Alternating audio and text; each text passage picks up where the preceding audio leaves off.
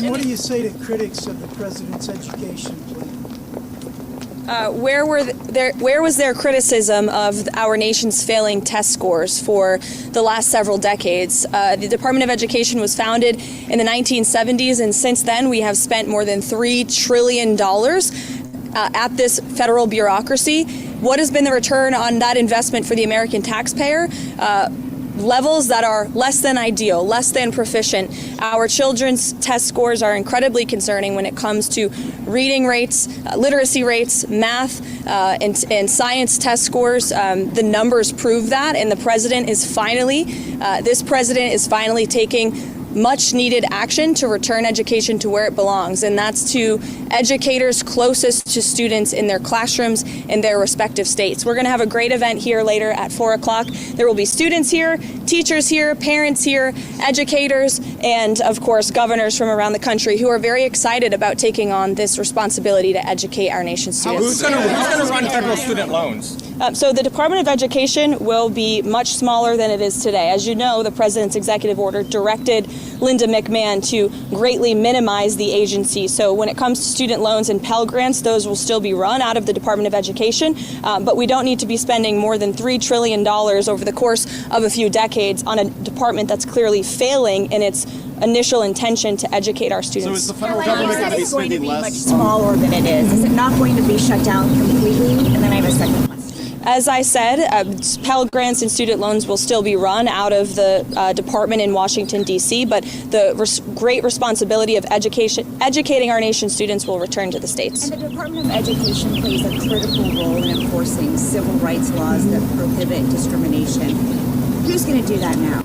Any critical functions of the department, such as that, will remain. But again, we're greatly reducing the scale and the size of this department. What about federal Title I funding and special? President Trump. If you couldn't hear what the people were asking, they didn't ask anything about test scores. They didn't ask anything about people being able to read.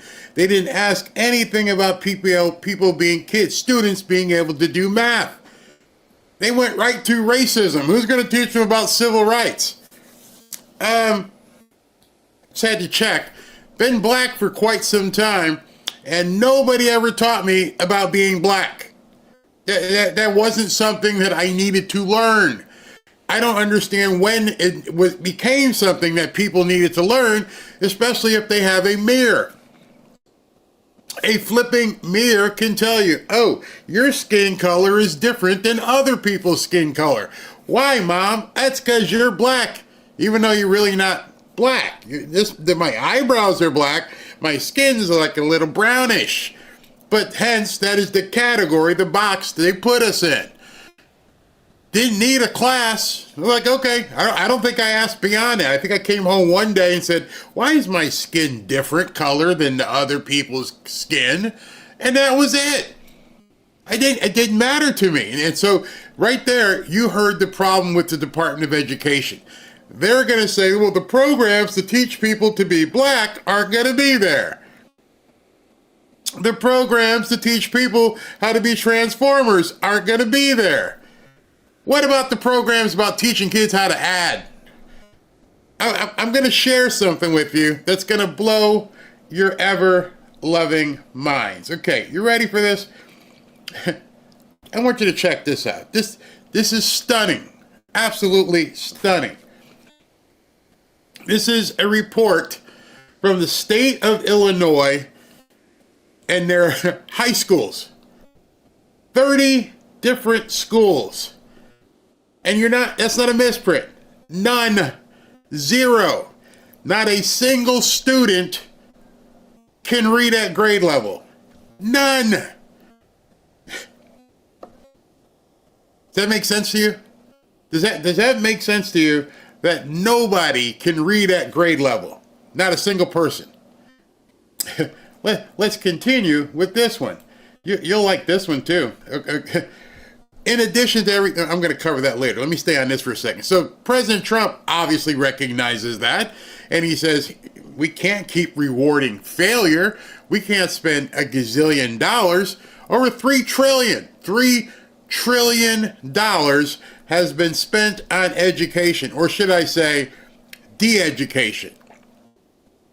If these kids can't read, and if they can't add, they are doomed to be wards of the state, which is what the Democrats want. They don't want you to learn to be prosperous. Now, I'm not going to go into a monetary thing today because some people have a problem with that for some reason. But the problem that I see is that this stuff has been perpetuated, not to use like an overly big word, perpetuated for quite some time. I remember, the little school buses at home, and some of those kids they had mental issues, learning issues, things like that. I understand that people have issues, but most of the kids, school became daycare. School became a place where you stuck your kids because mommy and daddy couldn't work or had to work and they needed a school to take care of their kids. It's absurd. It has to end. It's a money pit. And then, I don't know how long it's been going on, it became a money laundering operation for the Democrat Party. Give Department of Education money, and it comes right back and they donate to Democrats. So your money goes to the Democrats, i.e. the Department of Education, and then comes right back to the Democrat Party.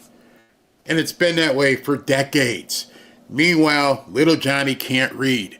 Little Johnny can't do any math. And then little Johnny can't get a job, or a job that's very unproductive. And then we got to pay him the living wage. Well, you wouldn't have to pay Johnny a, quote, living wage if Johnny knew how to make any money. And Johnny could make money if he knew how to flip and read or add. Oh, but working hard is racist. Everything's racist. The books are racist. Here's one thing that's not racist. No doubt, I can say this. Numbers aren't racist. 1 + 1 = 2. 2 + 2 = 4. Doesn't matter if you're white, Asian, Puerto Rican, Hispanic, black. That doesn't change. It has never changed. It has never changed since the beginning when, Copernicus and different people began adding and putting things in place. There is no racial component to math. That's a crutch that doesn't work. I remember right about the time I was taking SATs in high school when all the woke stuff came out. And the woke stuff, they didn't call it woke back then, but remember back when you were taking SATs and they had word association? Things like, fork goes with knife. Cat goes with dog. Cup goes with saucer. Oh, but, we're black. And we didn't put our cups on saucers. And it's racist. And I thought to myself right back then, when they started that crap about the cup doesn't go with the saucer, and fork doesn't necessarily go with the knife. If you don't have a knife and you don't know how to associate that, you're racially impugned because you don't know a fork goes with a knife. You don't know a cup goes with the saucer. Most of you who are parents understand that as your kids become teenagers, you can't get them to use saucers. My mom would yell at me all the time, put a saucer under that cup. Huh? It wasn't because we were stupid. We were just ignorant. We just didn't want to use a saucer. We saw the teacup set. I didn't even use the teacup. I would grab a big gulp, back then, whatever it was called, from Friendly's ice cream. We would get fribbles and we would keep the cups. Anybody remember a fribble? If you're not from the Northeast, you probably don't know what a fribble is, but it's, oh my God, amazing. It was the best place for milkshakes ever. Better than McDonald's, anything. A giant fribble from Friendly's, and those of you in the chat can talk about a fribble. And I would use that fribble cup for everything. Whether it was a soft drink, whether it was water, whether it was iced tea, everything went in the fribble cup. And then I never used a saucer, but I knew when I took the test, because my mom and my school had taught me cup goes with saucer. It's not racism. It's the ability of a teacher to show you something, or your parents at home. But no, these people don't want to do that. So I'm sorry. This is an issue I am completely 150% behind. I've had teachers in my family. Ashley was a teacher. Democrats, I'm sorry, this isn't going to be a win for you. There are too many people who have done so well raising their kids that they can't understand why other people can't raise their damn kids. It's not a rich-poor thing. It's up here. It's all up here.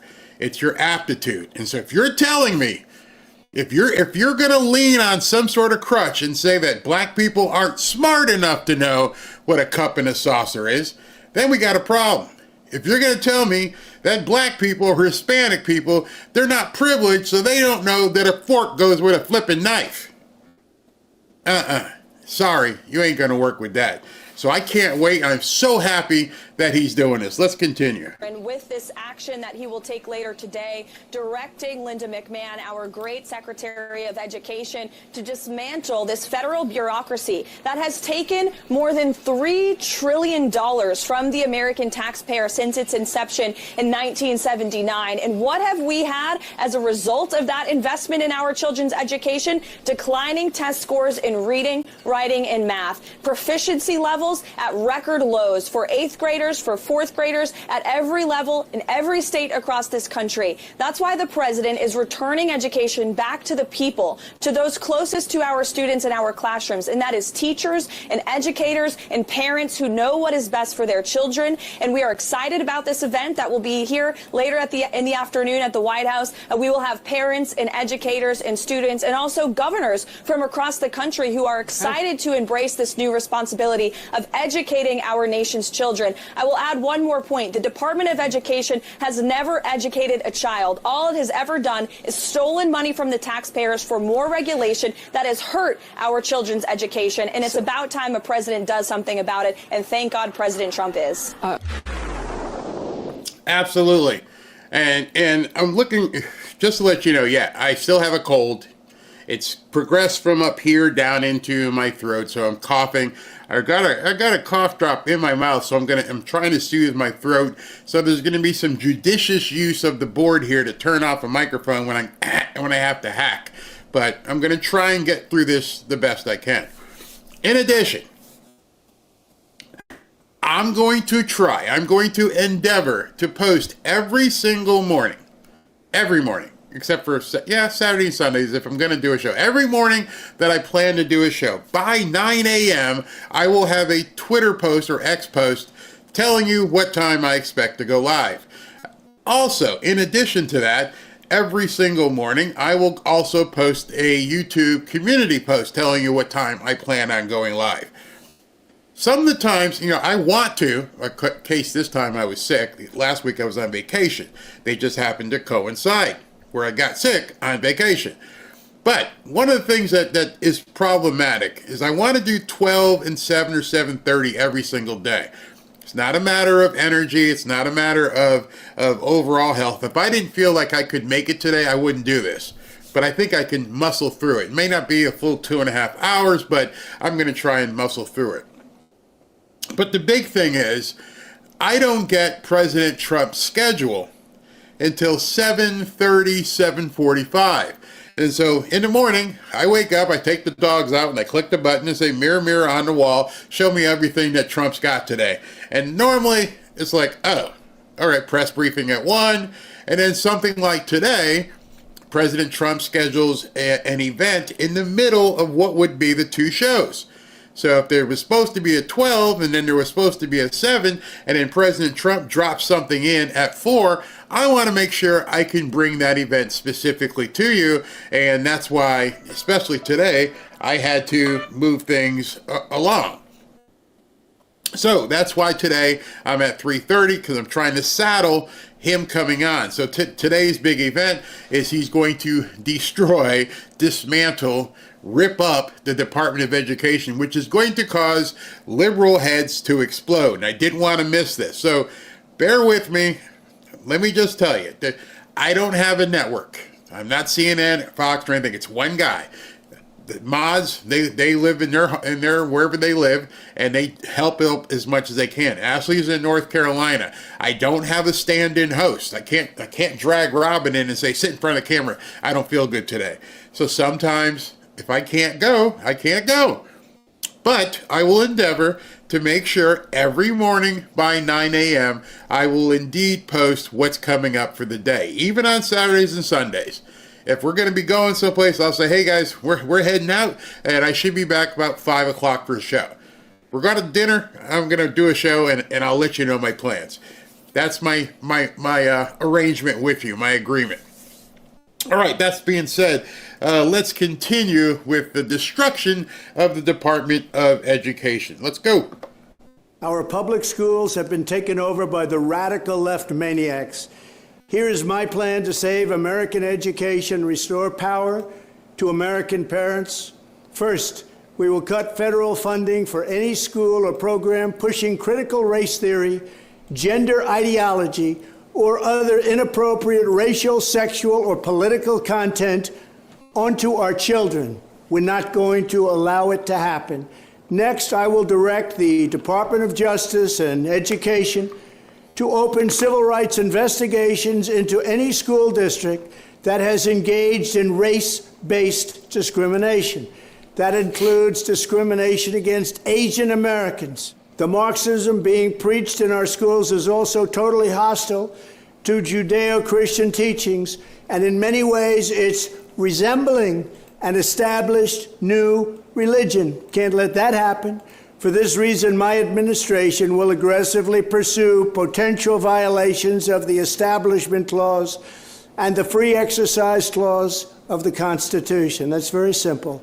Additionally, on day one, we will begin to find and remove the radical zealots and Marxists who have infiltrated the Federal Department of Education.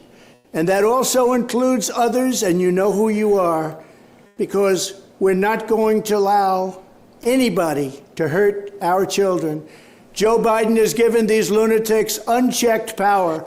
I will have them fired and escorted from the building, and I will tell Congress that... Okay, so he mentioned Joe Biden. So these next three or four clips, again, people cannot be surprised what is happening today. These next 3 or 4 clips were campaign videos that President Trump, then Donald Trump, former President Trump, had posted as a part of his agenda. So again, just like with the deportations, just like with everything else he's done, all he's doing is following through with promises that he made back when he was doing his campaign. This is of no surprise. The Democrats shouldn't be caught with their pants down, except they probably didn't think he was going to do it. And he's doing it, and they're still going to have their heads explode, and they're going to run to the judges again. Oh my God, they're going to run to the judges. Any appropriations bill I sign must reaffirm the president's ability to remove defiant employees from the job. It's all about our children.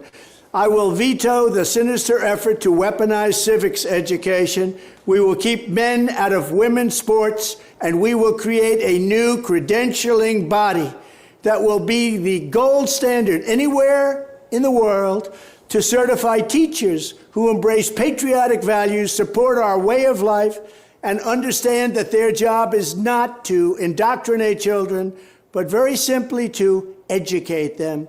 Finally, I will implement massive funding preferences and favorable treatment for all states and school districts that make the following historic reforms in education.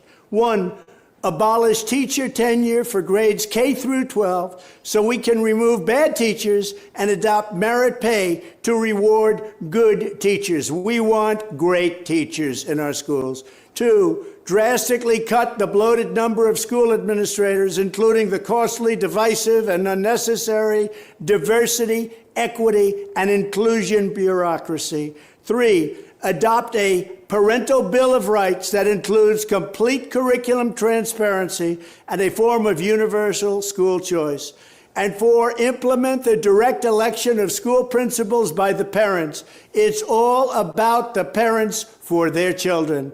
More than anyone else, parents know what their children need. If any principal is not getting the job done, the parents should be able to vote to fire them and select someone who will. This will be the ultimate form of local control. Our country has, frankly, never had anything like it, or let's say for at least the last 50 years. As the saying goes, personnel is policy, and at the end of the day, if we have pink-haired communists teaching our kids, we have a major problem. When I'm president, we will put parents back in charge and give them the final say. We will get back to teaching reading, writing, and math, called arithmetic, and we will give our kids the high-quality pro-American education they deserve. We spend more per pupil than any nation in the world by double. We're going to keep spending the money, but we're now going to get our money's worth. We're at the end of every list on education, and yet we spend the most. We're going to change it around. We may spend the most, but we're going to be tops in education, no matter where you go, anywhere in the world. So, as he loves his pokes. He loves to poke people. You know, blue-haired, pink-haired commies teaching your kids. This is a winning message. Okay, it won't be a winning message with the Democrats. I'm talking about the politicians. It won't be a winning message with the media because they're one and the same. But as a parent who cares about their children, how can this not be a winning message? How can any parent have a problem with educating your kids to the highest standard? How can any parent not want your kid to have the best chance of achievement in their lifetime? I would love to talk to the parent who would say, nope, we're doing fine. You know, he gets his lunch and he gets to play football and that's it. That's all we care about. So you don't care when he's done playing football in high school that he's going to have to get a job at like Home Depot in the yard department. The culture shift, the complete shaking of the snow globe is what has to filter down all the way to the local level. Again, I'll say it again, that's where you come in. This is a very, very simple issue to win. This isn't a hard one.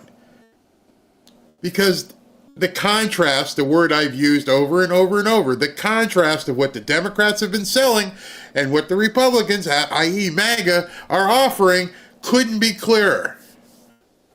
Do you want Transformers in your school? And you just ask the question. The ones who aren't nuts, and I'm not talking about X because I'm sure they've infiltrated and they've done everything to try and brainwash and gaslight everybody. But I'm telling you, being black, I've talked to a few black people. And the Democrats don't want to know the truth, but most black people don't want Transformers up in the school. Just letting you know. They're not down with it. Maybe liberal white women, but I'm telling you, the brothers, I told you that a year ago. People laughed at me when I said, hell, he's going to get, it's over. I remember saying, this election is over. And people are like, why were you so confident? And I kept telling you, because the brothers ain't down with this. The brothers don't want that alternative lifestyle up in their kids. They don't want these running around the track or playing volleyball. They're not going to say it out loud because they're afraid. They might get swatted, which we're going to talk about. But I knew back then, I was like, this is dead. It's over. And those of you who have been with me from the beginning, you know I kept saying it. It's over. People are like, Barry, how can you be so confident? I'm like, it's over. Even with the cheat, they are not going to convince black families that this stuff is okay. And you're not going to convince a lot of legal immigrants. You're not going to convince Latinos. You're not going to convince Haitians and Jamaicans. No. I am a product of a black Jamaican. My father was from Kingston, man. And my father used to take me back to the island, man. We go back there all the time, man. Irie, love it. And I would sit and, we'd have dinner and we'd have the picnics and everything else. And I heard what people said, and it didn't change from 1968 all the way till today. Oh, no. If one of them walked by, oh, you wouldn't even, I can't even tell you the kind of stuff that was said. So I knew. You can ask Robin, anybody ask me, I'm like, this election's over. I never had a doubt. The only people who had a doubt were the people who were watching the media and the people who were on X, who thought that everybody wanted the Transformers. Nope. And now it's worse. Now it's much worse because they don't want their kids exposed to this. I remember when I was a youngster, and I can't say little because I was never really little, so I say youngster. And my father was more proud of what I did in the classroom than what I did on a football field. And I as a young person, I didn't understand it. I'm like, man, look at me. I'm getting in the newspaper. Television people are interviewing me. Hey, how you doing? Yeah, I'm badass. Yeah, I'm badass Barry. Yeah, He didn't care. What'd you do? Well, I got this. That's not acceptable. This is not acceptable. So until you get this up, guess what? You ain't playing. Huh? Yeah. As I've said before on this show, my mother and father had something that kids today don't have. I was huge. I towered over both of them. I was extremely strong. I was violent. And I was reduced to a putty, when they would say, guess what? You're not playing. See, our parents back then had something they used to exercise called the takeaway. I'm taking away the keys. I'm taking away this. I'm taking away that. You can't have it. Scream, cry, roll around on the ground and give shit. You ain't doing it. These kids today don't understand that. Hey, cell phone? We didn't have cell phones back then. But if we did, I would probably try to use it. I'm like, hey man, my phone's not working.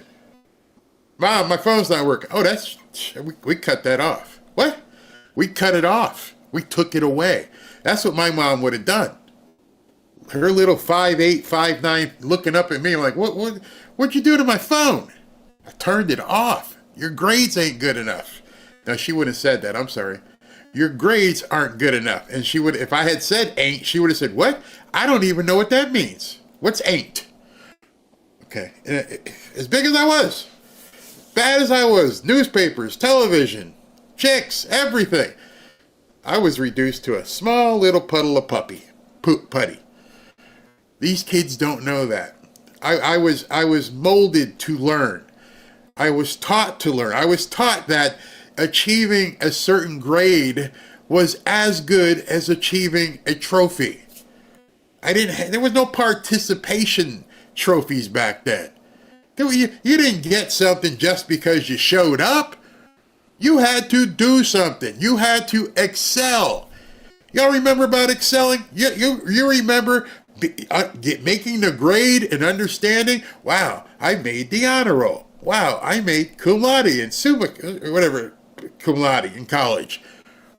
You had things to attain. Wow, I need to get there. Nobody I grew up with, nobody said, you know what? Yeah, I think we should go. I'm good. What do you mean you're good? But there were people in the hood who didn't get to go to my school because they couldn't make the admissions. This was, like I told you, my parents sent me to a private school. And I would see them on the weekends, and they would say, man, you're going out to that white school, man. What's going on? Number one, I'm learning. Number two, I'm getting out of here. And my dad's getting us out of here. And we're moving. Yep, he just bought a house. In the country. Bye-bye. Bye-bye. All right, so it's 4 o'clock. He's supposed to come out. As you know, he's always late, so we're just waiting for him to come out. But I hope you guys understand that, because many of you are my age, maybe even older, maybe just below, and you remember what your parents used to do to you. There was no playing Nintendo till 3 o'clock in the morning. You had to do both. You could do your school, then you could play. I told Ashley over the weekend, it was pretty funny, I have the text. I said, here's what we're going to do when you come down to Fort Lauderdale. Here's what we're going to do. And one of the things I sent her, because she's like, whoa, that's just so cool. I went, we work hard and we play hard. We work hard, we play harder. Have fun. Enjoy life because of what you do over here. And I want my grandkids to know that. I want my grandkids to know you get this stuff here, you get those paper on the wall, you get to do those things, you let me go ahead and, help you buy some gold. The world is your oyster.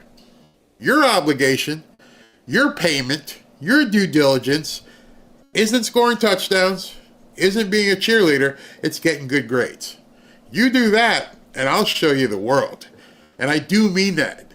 And that's why I talk so much about money and talk about prosperity, because you earn it. It's not DEI. You didn't earn it if you went DEI.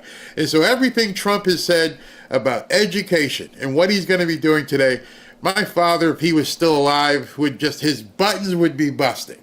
Because everything Trump says is what he and my mom instilled in us since we were yay high. All of us. Me, my sisters, my foster sister, all of us. None of us knew what it was like to not understand and read and do math. Some of them aren't as good as math as I was, but they still were able to do math well, enough to work in banks and on Wall Street and things of that nature. My niece worked on Wall Street. She didn't like the rat race, but she got to that level just because she was able to go through and get her education to the highest level. She went to private school. I mean, it was just everybody. It was normal back then. Do you remember when you were 17 or 18? I don't have it with me. Obviously, I've lost it, but I was looking for a book. And just before you graduated, everybody would sign your yearbook.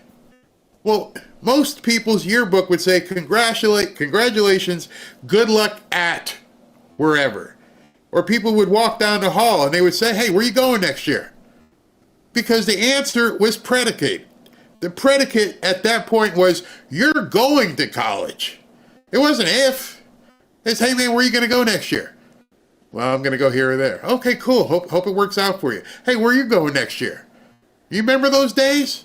It wasn't like, high school's over, what am I going to do? I'm going to find a job. No, the people who had to say that were the ones who didn't have an education. We all knew our destiny. Many of you are probably the same way. And those of you who weren't, you found out rather quickly there was a different path. There was an express lane over here for people who could go down this road. And then some people, because they didn't go down this road, it ended up being a huge fork in the road. I mean, like that. And then you would come home for Thanksgiving and you would see, Fred's working at a gas station. You really felt bad for Freddie. Freddie, man, how's it going? I'm doing okay. Yeah, okay. How's it going with you? And you didn't want to tell him because, you're in front of a stadium and 70,000 people or something like that, and everything's going great. And you're getting grades. Your path, for the most part, is done by the time you're 16 or 17, unless something happens and you go to night school or you end up like Jeff Bezos and do something in your basement. This is where technology, this is where crypto, this is where AI can be a huge, huge leveler. So you don't have to have that anymore. Now you can learn anything you want online if you know how to read. If you know how to read and if you know how to do math, you can specifically do stuff that you weren't able to do when we grew up. That being said, I'm amazed I got through all that with a sore throat, but I did. All right, so I graduated before there was a Department of Education. There you go. Yeah, I started working full-time at 15, and I'm sure you progressed as you went. I came home from one work, 2 chores, go play in the dark bed. I got the good old wire hanger, and it left its autograph all the time. Yeah, nothing wrong with junior college. Who wrote that? That went by really fast. Barry, you are sure conjuring up some memories in the chat family.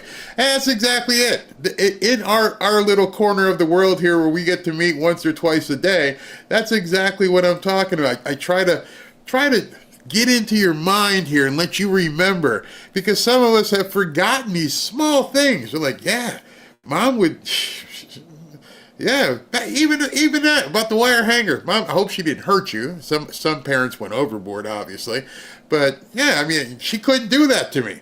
I was 6'2", 280, 290 as a sophomore in high school. My mom was like 5'9". I'm like, I remember being cocky about it. There's nothing you can do to me. You're done. I'm done with the spankings. One day my mom, quick story as they're starting to fill up the room here. One day my mom came at me. I don't know what I did. I was thinking of 12 or 13. And she had this wooden spoon that she used to whack us with. And she went to whack me, and I put up my arm. True story. And it broke in half. And I remember her eyes got big, and I just smiled like the poop canary. I like eating a canary. I was like, you can't hurt me anymore. And then it turned the other way. Give me your keys. You're not playing. And then the worst one, the worst thing my mother ever did to me. Everybody else is eating dinner, and she pushed over in front of me some bread and knockwurst. I mean, what do you call that stuff? Liverwurst. Hey, here's your dinner. What? Bread and liverwurst? I don't even eat liverwurst, so I guess you're having bread tonight. And they're all eating a nice big dinner. My sisters loved it. My sisters looked at me like, and I'm looking at my plate and I'm like, I can't have dinner? Nope. But that was the worst thing she could do to me, and it worked. I could easily be bribed for food. That's sad. That's very sad. But any event, yeah, conjuring up those memories of going to school, and I enjoyed going to school. I'm going to talk a little bit more because they're getting ready to bring him out, and I remember I've heard kids these days who don't want to go to school. I enjoyed it. My friends were there. I even liked the teachers. I went to a Catholic school. I didn't know some of the stuff that was going on, obviously, but I went to a Catholic school, and it was great. I loved it. I loved the environment. I loved learning. I couldn't get enough. I mean, I was just keep feeding me. Feed me. Tell me stuff. And I remember talking to a teacher one day and like, why are you so interested in this? And I think what it was, and I remember telling her, is because there's always another question. If 2 + 2 = 4, then why does 4 + 2 = 6? And I would just keep going. And so it was easy for me to do with numbers because I just wanted to find, where's the end? And then when I found out what pi was, I'm like, oh, I'm all in. Those of you guys who don't know what pi is, 3.14, it's long, about 99, and try to solve for pi. And I'm like, and you can't do it. Most people, 99.9 people, will never ever solve pi.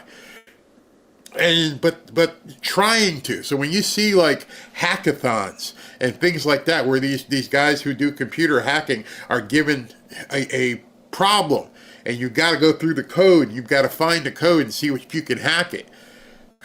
Man, I used to love that stuff because it was so challenging, and it could be the most minute thing. It might be a parentheses here, a semicolon. Something's wrong in this code. You got to find it, and you can start with I'm boring the hell out of you, ain't I?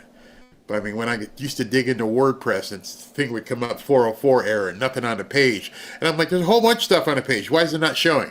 Oh, you got an error in your code, and you have to go back and find out where that code was. I loved solving problems. On the other hand, as you can see behind me, there's a bookshelf here and a bookshelf over there.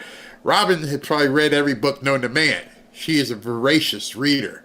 Me, I can read very well. I scored well, but I use my memory more than, oh yeah, Moby Dick, spider whale. What? It's an old guy out in the water. Yeah. And then of course, same thing with the Bible.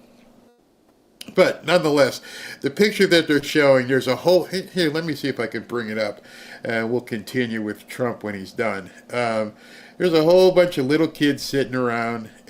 Just love this setting. Check this out. Determine your ultimate success or your ultimate failure. Every child, every family should have the option to see fit how they are educated and how they can live that American dream. And it's through these policies, these MAGA policies, these common sense Republican policies with a united Republican Congress fighting for this on a daily basis.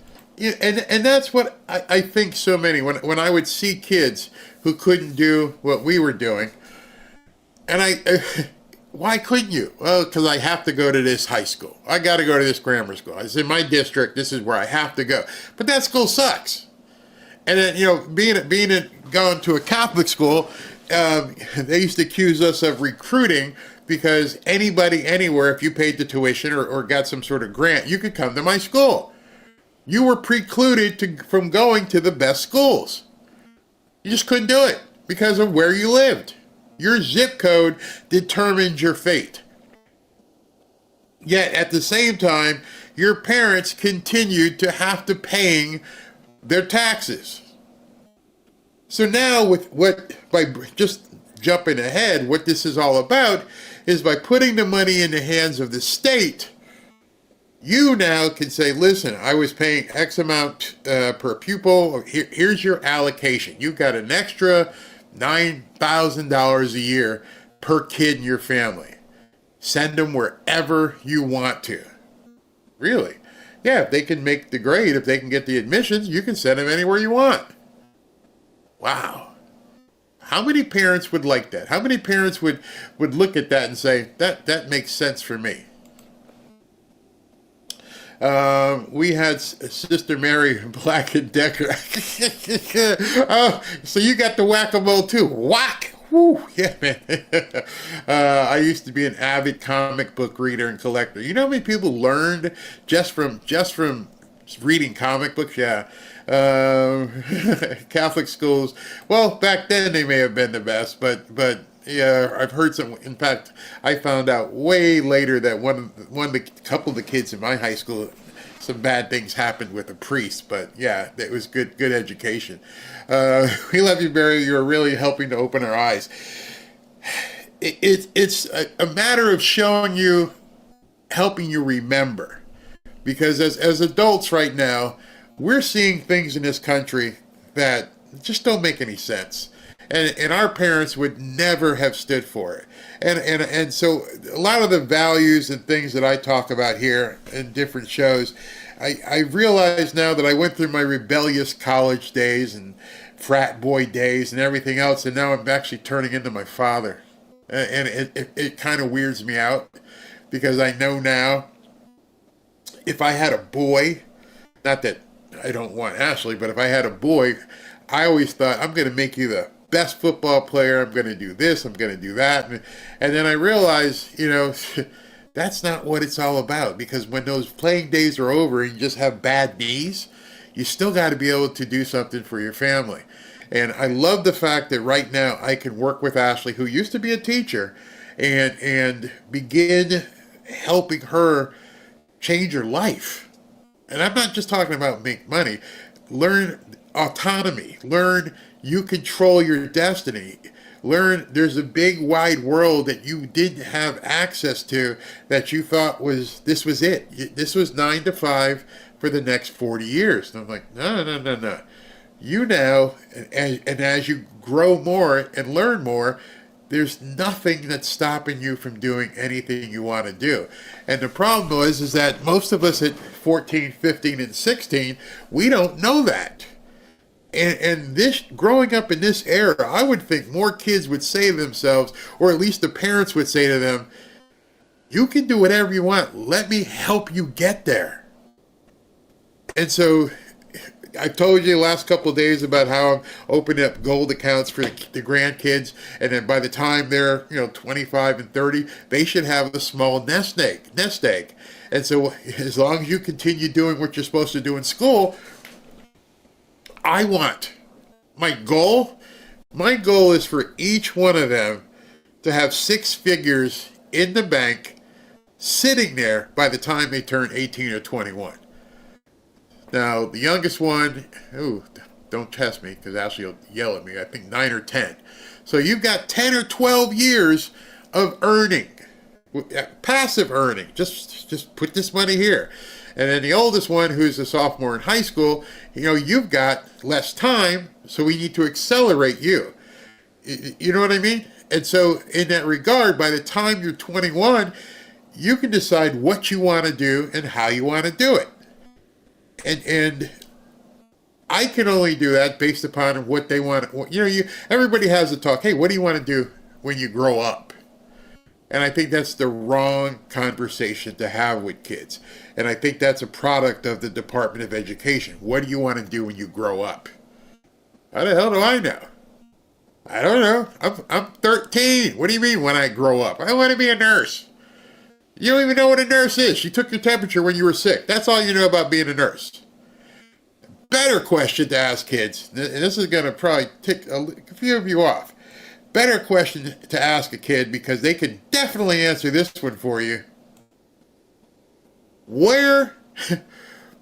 How much money are you going to want to have by the time you're 21? And all of them will say, I don't know, or enough to buy a puppy, and because they don't know the answer yet. But that's something you can work with them every single year. Hey, Susie, last time you told me you wanted to have enough money to buy a puppy. What would you like to have enough money to do now? Well, I'd like to have enough money so that I could buy a pony. Okay, let's keep working towards that. Go back to the next year. What would you like to do if you had money? Well, I'd like a car. Okay, let's work for that. And you just keep that going. That's tangible. And then by the time they're ready to go to college, it's like, what would you like to do? Well, I'd like to buy a house. Exactly. Which is different than what do you want to be? I don't know. I have no idea. and that's going to just keep being obtuse. There's no definition for that. Whereas if you teach them a value and teach them prosperity, which nobody, and I shouldn't say nobody, most people, definitely nobody in the Department of Education is teaching that. Hey, in order to get that house, here's what you're going to have to do. In order to get that Mustang, here's what you're going to have to do. So, buy a house. Which I would also tell them is the wrong answer. I would tell them your first property to buy would be a rental property or a duplex. You see, let that house buy you your next house. So many people get out of college, hey, I got to buy a house. I'm like, oh, you're spending your money. Buy a rental property and you're spending the bank's money. Because now as you're building equity, you bought that rental property for $200,000-$300,000. You go to college for 4 years, it's worth $400,000 or $500,000, and you pull out that money to buy the house you want to live in. Looks like President Trump is about to come on. It says previously recorded, so yeah, I guess they did something again. Here comes the man. Let's go.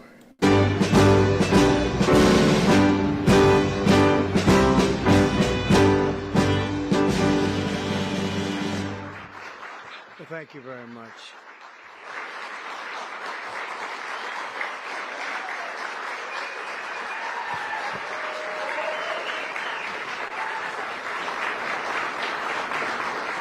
Thank you very much, everyone. And I'd like to start by saying that our country is doing very well. Things are, as you can see, doing quite well. Please sit down. Before we begin, I just want to announce that I signed a proclamation a few moments ago honoring the 250th anniversary of Patrick Henry's famous speech to the Second Virginia Convention, in which he declared very well-known, very famous words, "Give me liberty or give me death." Has anyone heard the phrase? I think most of you have.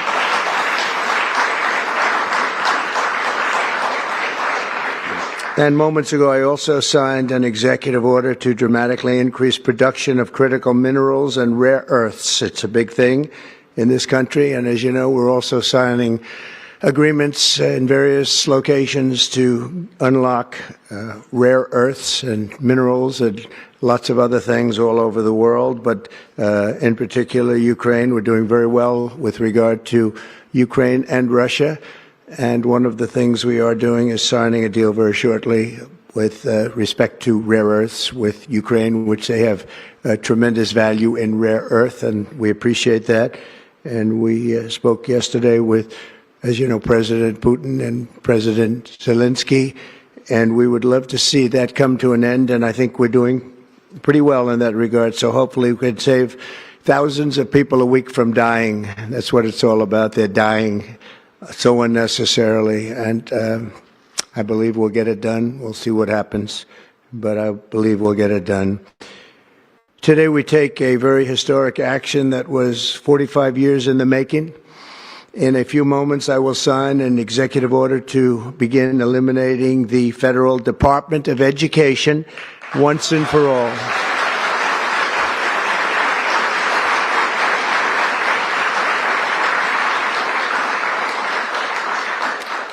And it sounds strange, doesn't it? Department of Education, we're going to eliminate it, and everybody knows it's right. And the Democrats know it's right, and I hope they're going to be voting for it, because ultimately it may come before them, but everybody knows it's right, and we have to get our children educated. We're not doing well with the world of education. And it sounds strange, doesn't it? Department of Education, we're going to eliminate it, and everybody knows it's right. That's it's right, and I. It's not deja vu. I just found a better feed, so disregard. You're going to catch up in a second. Right, and we have to get our children educated. We're not doing well with the world of education in this country, and we haven't for a long time.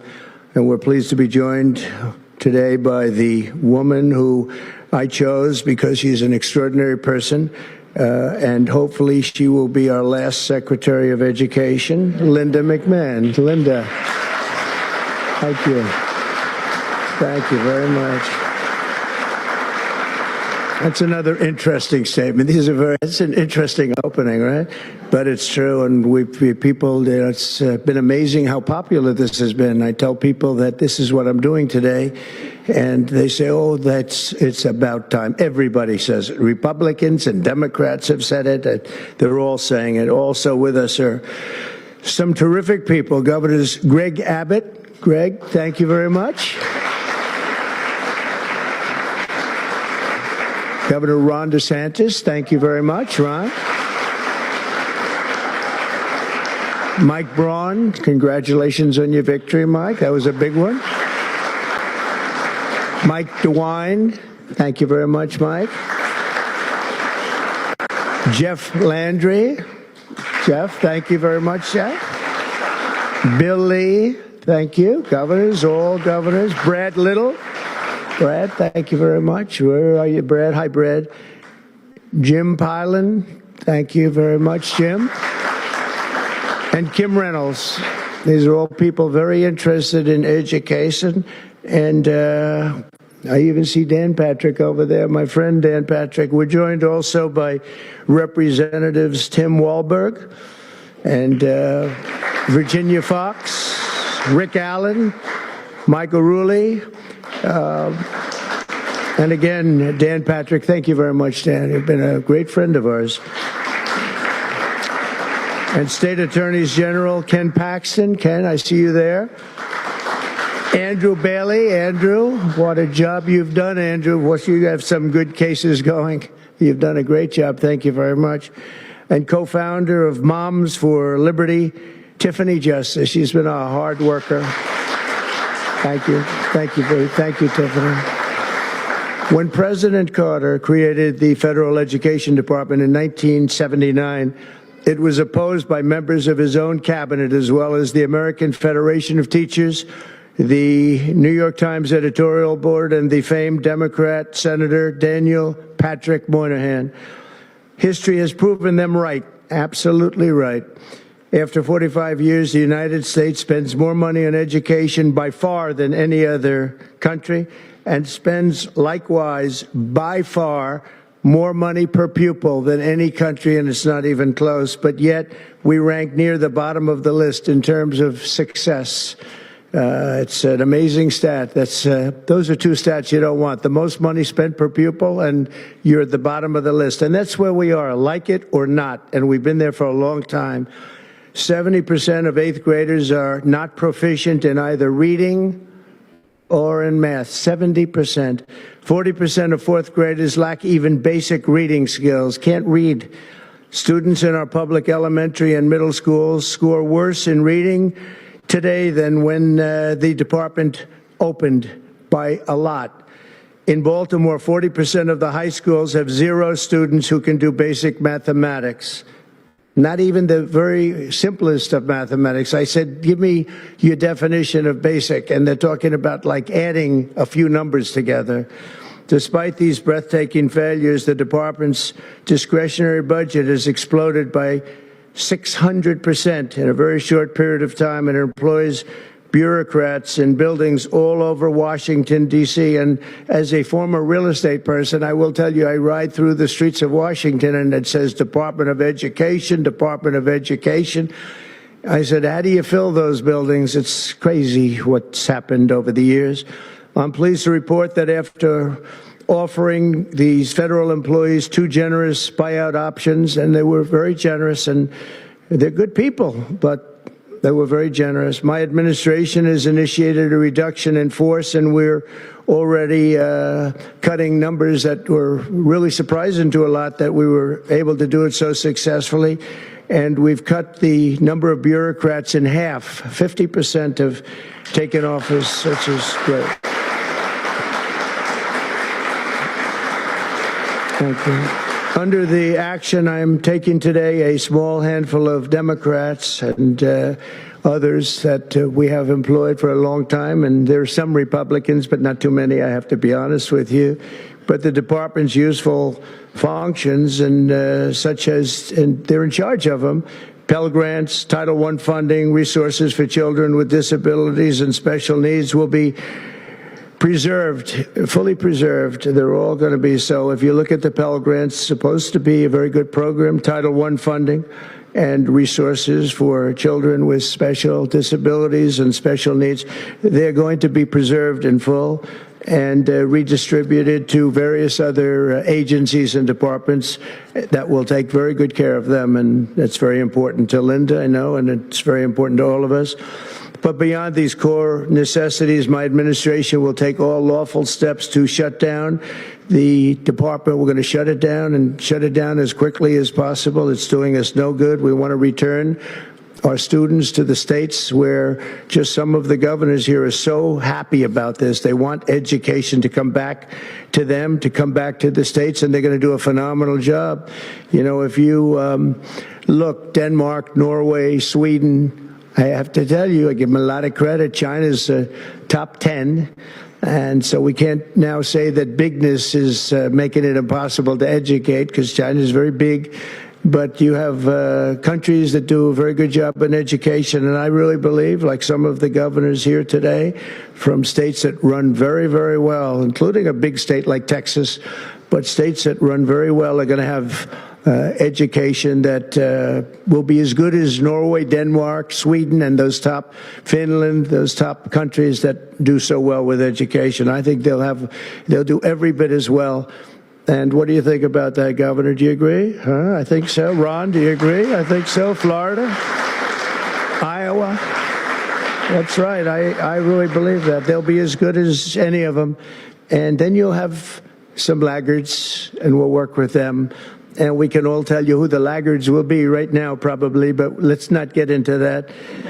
But we'll work with them, and we're going to make them, they'll do a job. I think they'll do a job, and they'll go to sections of the state. For instance, New York, you'll have a Manhattan, and you'll have a Suffolk County, and you'll have a Nassau County, and you'll have Westchester County. You'll do 4 or 5 or 6 of them. You have upstate New York, and those counties, I think, are going to do very well. And I think ultimately Manhattan should do very well, but we'll break it down into sections, and I think it'll be really, really good. And they're going to be probably the tougher ones, but I think they have a chance to do really well. but we're going to be returning education very simply back to the states where it belongs, and this is a very popular thing to do, but much more importantly, it's a common sense thing to do, and it's going to work. Absolutely, it's going to work, and I can tell you from dealing with the governors and others in the state, they want it so badly. They want to take their children back and really teach their children individually. Probably the cost will be half, and the education will be maybe many, many times better. So we look forward to this. I want to just make one little personal statement. Teachers, to me, are among the most important people in this country, and we're going to take care of our teachers. And I don't care if they're in the union or not in the union. That doesn't matter. But we're going to take care of our teachers, and I believe the states will take actually better care of them than they are taken care of right now. They'll work all sorts of systems and even merit systems. Those great teachers are going to be maybe a little bit better rewarded, or maybe that's the way it should be, but the states are going to make that decision. But we're going to love and cherish our teachers along with our children, and they're going to work with the parents, and they're going to work with everybody else, and it's going to be an amazing thing to watch, and it's really going to be something special. And Linda, you're presiding over something that's so important, and you're going to do a fantastic job, just like you have your whole life. I know your whole life I've been watching you. I've been watching you for a long time. She's had nothing but success. So it's tremendous to have you, and hopefully you won't be there too long, but we're going to find something else for you, Linda, okay? So this will conclude what we are talking about with respect to our most cherished group of people, and that's our children. We want to have our children well educated. We want them to love going to school. We have examples of it. Look at those beautiful, bright-eyed faces. They are so smart. They're so smart. And with that, I'm going to come down, and we're going to sign a very important document, and we're going to be on our way. People have wanted to do this for many, many years, for many, many decades. And I don't know, no president ever got around to doing it, but I'm getting around to doing it. So thank you very much.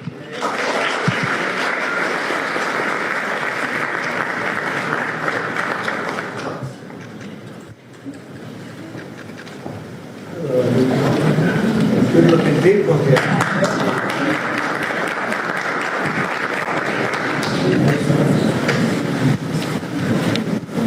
Should I do this?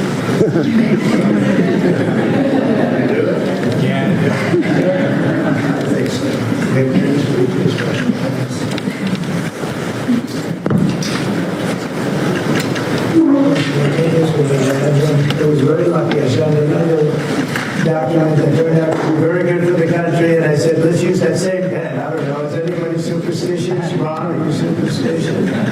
Let's use that same pen.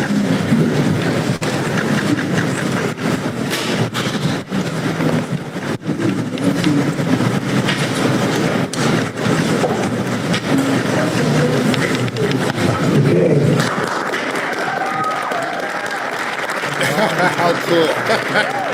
The kids are all signing. Oh, that's so cool.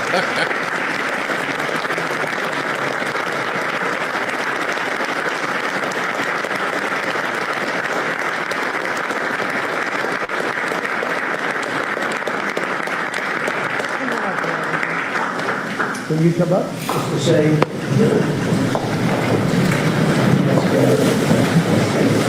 Very important, big factor here. Good luck, sir.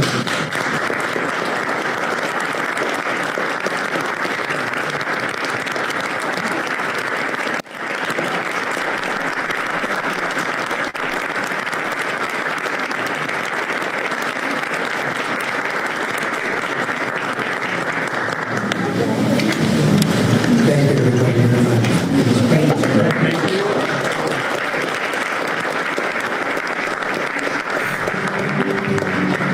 Thank you.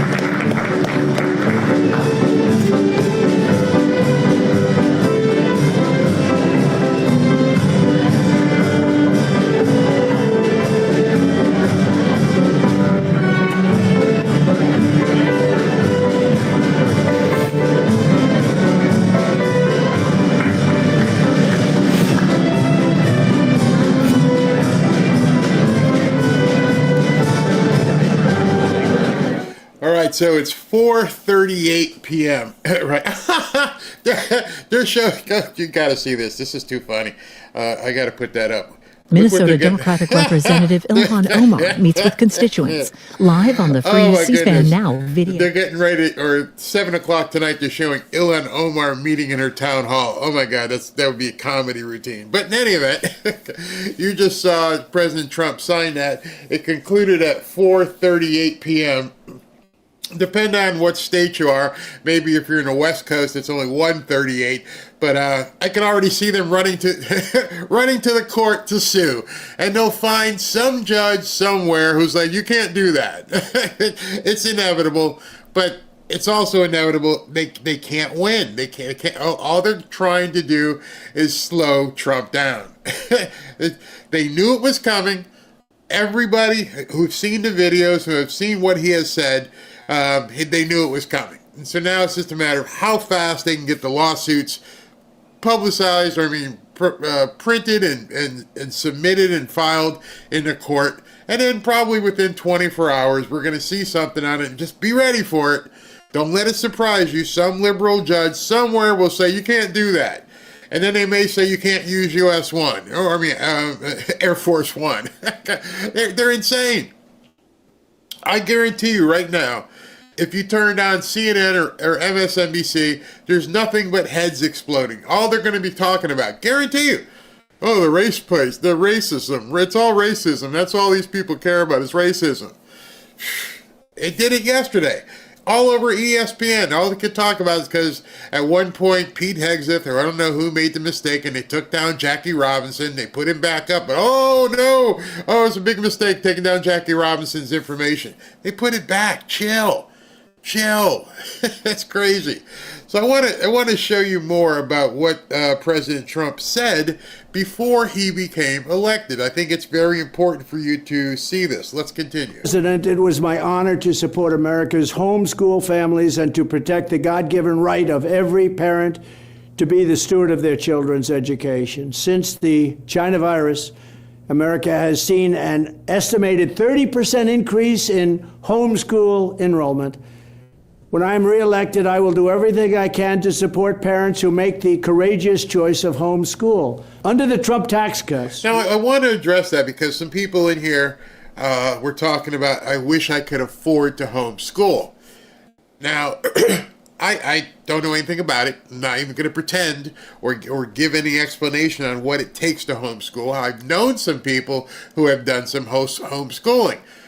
I'm not really sure what kind of expense there is, but I think, I could be wrong, I'm pretty sure by moving the money to the state, they are going to also give stipends to people who want to homeschool. That's what I had heard. I'll have to confirm it, but don't know what the cost is. I know you have to buy certain things and books and textbooks and things of that nature, but you're paying for it anyway. See, if you're sending kids to public school, and if you're paying property tax or a certain amount of sales tax, depending on where you live, some sort of consumption, you're paying for those textbooks and everything anyway. So you just have to remember that. So President Trump right now, I think he's going to, as you just heard, encourage homeschooling. Obviously, he knows there's a cost associated with it, so it has to be incorporated in moving this money to the state. Remember that. He wouldn't be saying this right now if he didn't intend on making it viable for you to homeschool your children. Allowed families to use 529 education savings accounts to spend up to $10,000 a year tax-free on tuition for grades K through 12. This was a tremendous win for school choice, very important, school choice, remember that term. And yet that benefit did not apply to homeschoolers. So to support the growing homeschool movement, in my next term, I will immediately fight to allow homeschool parents the same incredible benefit, $10,000 a year per child, completely. Well, I spoke too soon. There it is. There were a number of people in here who said, I wish I could homeschool. And if this works, now you're going to have up to $10,000 per child, per child in your house to homeschool. That's a game changer. There's a lot of people in here saying, I wish I could homeschool. I just can't afford it. If this passes, now you can. You're going to be the same as anybody else. If you want to send your kid to XYZ school, or if you want to homeschool, you're going to get the funding to do it. I see. I kind of knew that was coming. I'm sorry. I knew it was. But I saw some people commenting, I wish I could homeschool. Now there's no excuse. I mean, they're going to fight it. You can bet your ass Randy Weingartner and all these teachers union are going to fight that. This is the death knell for the teachers union. If people can begin to homeschool their kids and get the funding for it, can you? I mean, I've never homeschooled, but I've watched people homeschool. Mom can stay home. She doesn't have to work. And you're going to get $10,000 whew, man, just imagine that. I'm telling you, heads are going to explode. This was the big money laundering scheme that the Democrats had. Take your tax dollars for school, give it to the union, and then get it right back to the Democrats. Now it's going to be in your hands. Tax-free to spend on costs associated with homeschool education. I will also work to ensure that every homeschool family is entitled to full access to the benefits available to non-homeschool students, including participating in athletic programs, clubs, after-school activities, educational trips, and more. To every homeschool family, I will be your champion. The United States spends more money on education than any other country in the world, and yet we get the worst outcomes. We're at the bottom of every list. In total, American society pours more than $1 trillion a year into public education systems. But instead of being at the top of the list, we are literally right smack, guess what, at the bottom. Rather than indoctrinating young people with inappropriate racial, sexual, and political material, which is what we're doing now, our schools must be totally refocused to prepare our children to succeed in the world of work and in life and the world of keeping our country strong so they can grow up. There's a comment here I want to bring to your attention because I think this is really important too. Jessica says, I can't homeschool because I work full time. I don't have time to homeschool. Yes, because you're working. But imagine now if you're working, and I'm spitballing here with what they're planning on doing because I've seen it here in Florida, is if you're given $10,000 per child and you can hire tutors that you trust, obviously, you vet them, to come in and school your child at home. Or with $10,000, you're not going to be able to afford the most pricey of private schools, but you can move them into a school where you don't have to homeschool, someplace you're comfortable, where they're not going to get beat up and have transformers coming into the library and doing dances and stuff. Excuse me, the whole idea behind this is to encourage parents to get more involved with their schooling, because now you have to understand when this happens, now it's just not automatic. Hey, we're going to send little Susie to the school down the street, and that's our district, and that's it. Now, parents, you're going to have to roll up your sleeves, and you're going to have to look at things, and you're going to say, what's best for little Susie? Should she go to this all-girls school? Should she go over here? You now get these schools are now going to have to open their doors. The way the schools are going to have to react to this is so many parents are like, why aren't there cameras in the schools? Why can't I dial in and see what my kids are being taught? I guarantee you there are going to be some schools and some districts where they're going to try and do as best they can to keep keep the kids in their school. Now it's going to become very competitive. So imagine somebody comes to you and they say, hi, Miss, what was your name here? Miss Lynn, I'd like you to keep your kids in this school. All right, sell me. Just like buying a car, sell me. Well, we're going to have cameras in every single class. Okay, sounds good. From anywhere, from work or anywhere else, you're going to be able to dial in with an app at the same time because you're going to have your kid's schedule, and at 9 o'clock he's going to be in homeroom, and you can dial in on the app while you're sitting there working, and I'm like, okay, there's Susie. Susie's in homeroom. At 11 o'clock she's in math class, and you can dial in.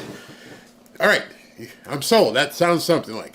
Also, we're going to have an armed guard or 2 or 3 at the school. Another selling point for me. Continue. What else you got for me? And so on and so on and so on, because right now they don't have to do anything they don't want to. There's no reason, because you got to come to this school. You got to go to the school on 4th and 8th Street. That's it. That's your district. You're going to go there, and they know it. You don't have a choice. It can look filthy. It can, you can say, we don't want this in the school. It doesn't matter. That's where you got to go to school. Now these schools, if they plan on trying to keep their funding, are going to have to make it suitable for parents. And I'm just thinking of all the things that you would want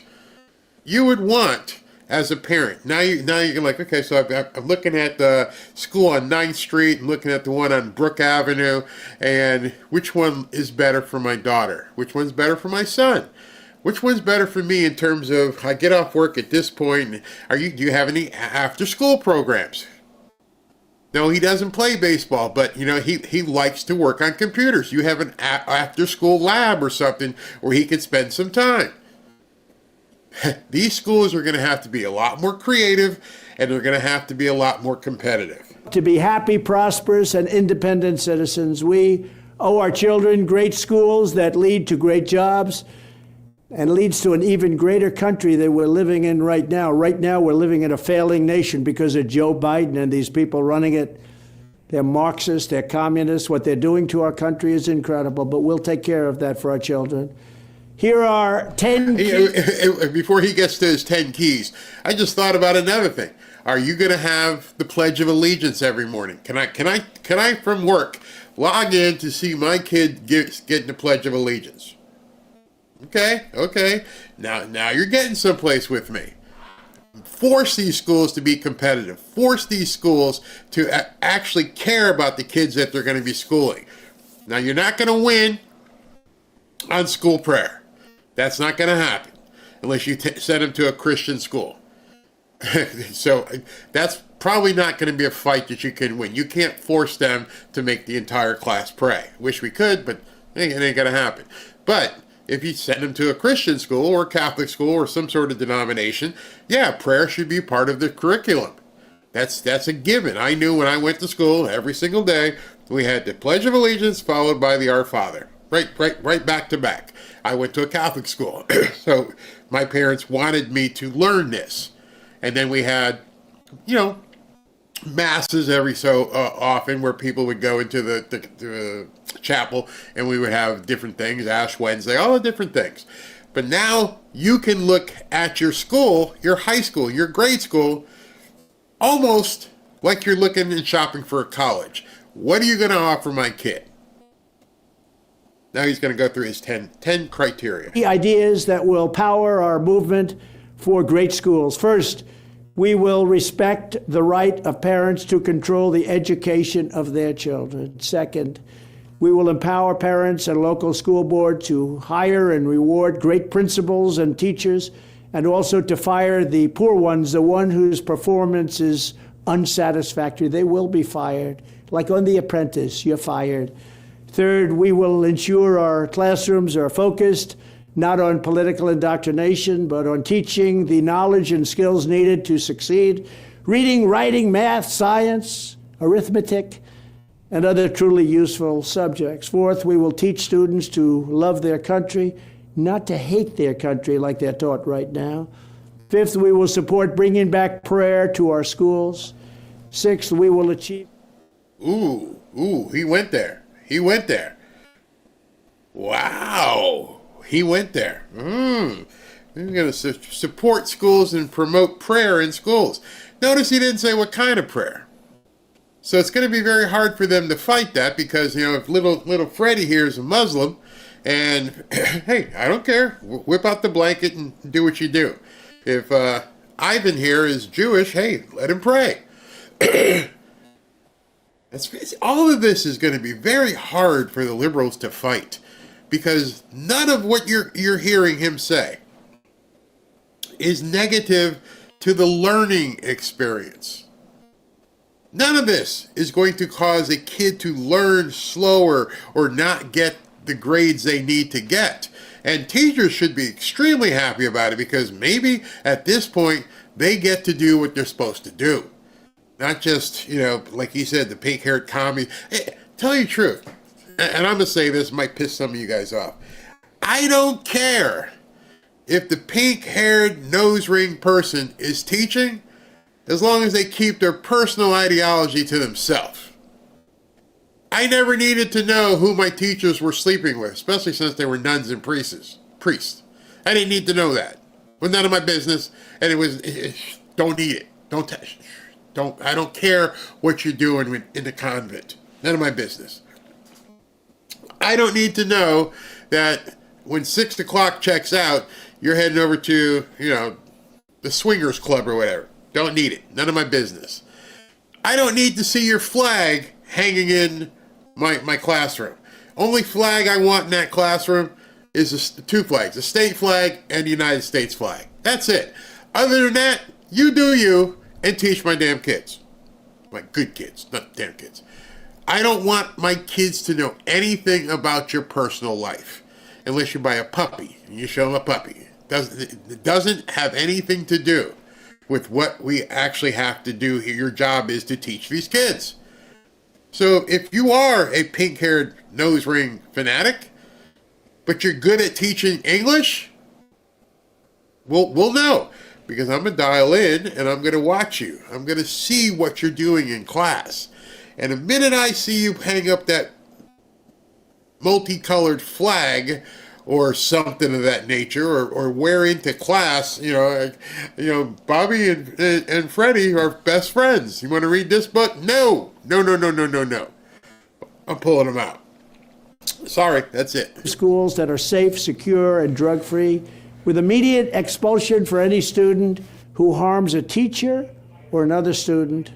7th, we will give all parents the right to choose another school for their children if they want. It's called school choice. 8th, we will ensure students have access to project-based learning experiences inside the classroom to help train them for meaningful work outside the classroom. 9th, we will strive to give all students access to internships and work experiences that can set them on a path to their first job. They're going to be very, very successful. I want them to be more successful than Trump. Let them go out and be more successful. I will be the happiest person in the world. But we want... Why would any liberal have a problem with that? Why would anyone on the left not want these kids to succeed at such a level that they are more successful than Trump? How could you possibly look at a 9 or 10-year-old and say, no, you shouldn't make any money. You shouldn't be prosperous. No, you shouldn't have your name on a building. No, you shouldn't have any of that. You should listen to rap music and twerk and do all that kind of stuff. You being prosperous and climbing the ladder, that's not important. You need to be a part of the collective. We're all in this together. We need to wipe poop on Teslas. Ugh, that was disgusting. If you don't know what I'm saying, there's a video going around. One of these nuts is wiping poop on a Tesla from his own behind. Ugh, it was gross. It was really gross. I would go further, and I'm showing. There's a comment here, and I took this for granted. And it says, "Barry, bring back uniforms and haircuts." Oh boy, there's a liberal nightmare. When I went to school, I went to a Catholic school, there was no such thing as individuality. The boys wore shirt and tie, and the girls wore the uniform. And then when you went to high school, we had to put on a sport coat and a tie. You came to school to do business. You didn't come to school to be an idiot. You didn't come to school to be an individual. You came to school to learn and garner that knowledge, not to prove that you were an individual. You can be an individual off campus. Here, you're part of the student body. And haircuts, see, that was something the school once in a while had to enforce. Like if the boys didn't shave, you get the dry shave and then you take that off, okay? And then the white kids, they didn't have their don't let me see any hair below the collar. But see, I grew up from a military man. I didn't have to worry about that. The school never had to enforce that, because I'd walk out the house and my father would, what? Come here. What? What's all this? Huh? It's my afro, looking like Link from the Mod Squad, if you remember that show. And he's like, summer's over. You're going back to school. Yeah, but I'm ready, Dad. I got my fro.